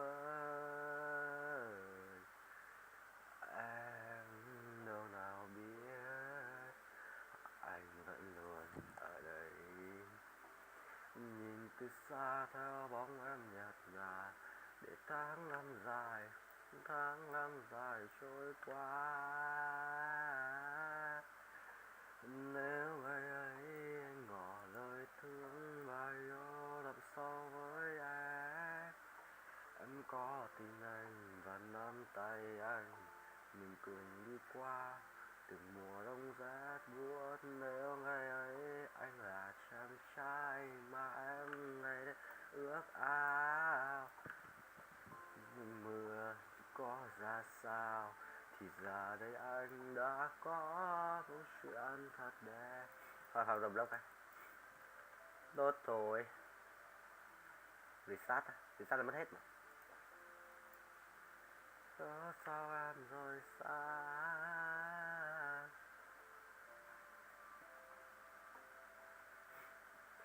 anh lại làm em khóc nữa rồi.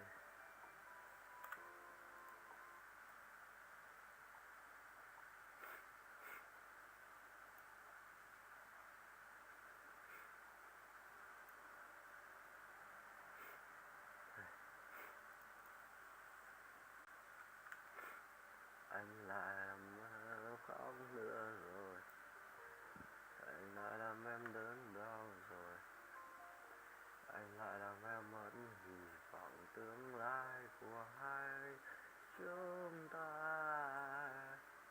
Nhưng bởi vì anh cũng chưa thấy tốt để hiểu khoảng cách bao đó, khoảng cách bao xa để ta chờ về phút đau.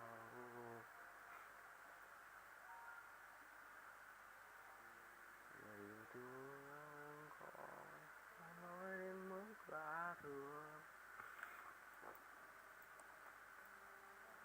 Mà cuối chém là bao nhiêu phát thì nhót nhé. Ở đây chém 2 phát là nhót một cua. Làm gì đấy? Cái le rồi mà. Anh ta cũng 4 phát. Mắc quên không có 7 6 của vòng à? Trôn nhỉ?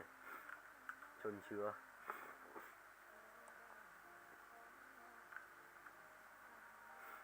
Hôn này đứng trong lòng rồi làm mình đau rất nhiều. Điều nỗi đau sẽ tha.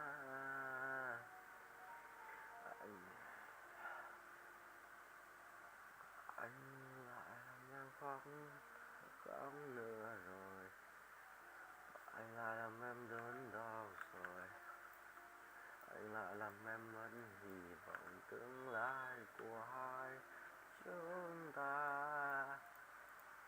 Nhưng bởi vì anh cũng chẳng đủ tốt để hiểu hàng vạn lý do làm em đau đớn. Anh bao xa để ta trở về phút đau.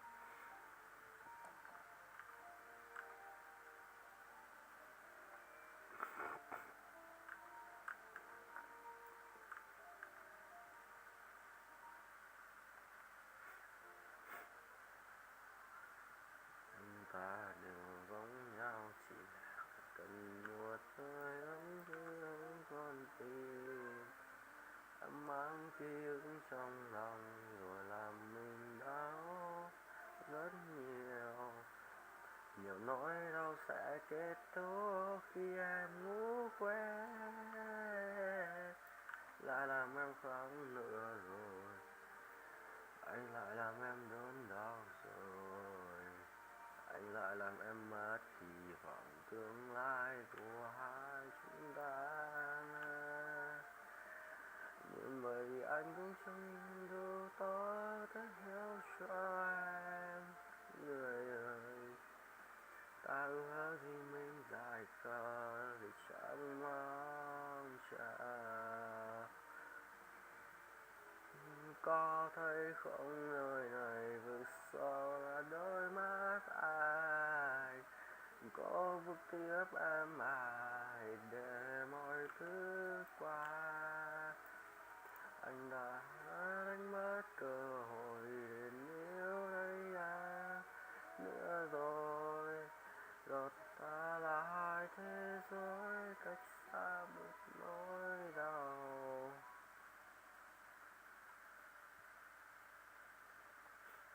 Anh lại làm nước phóng nữa rồi.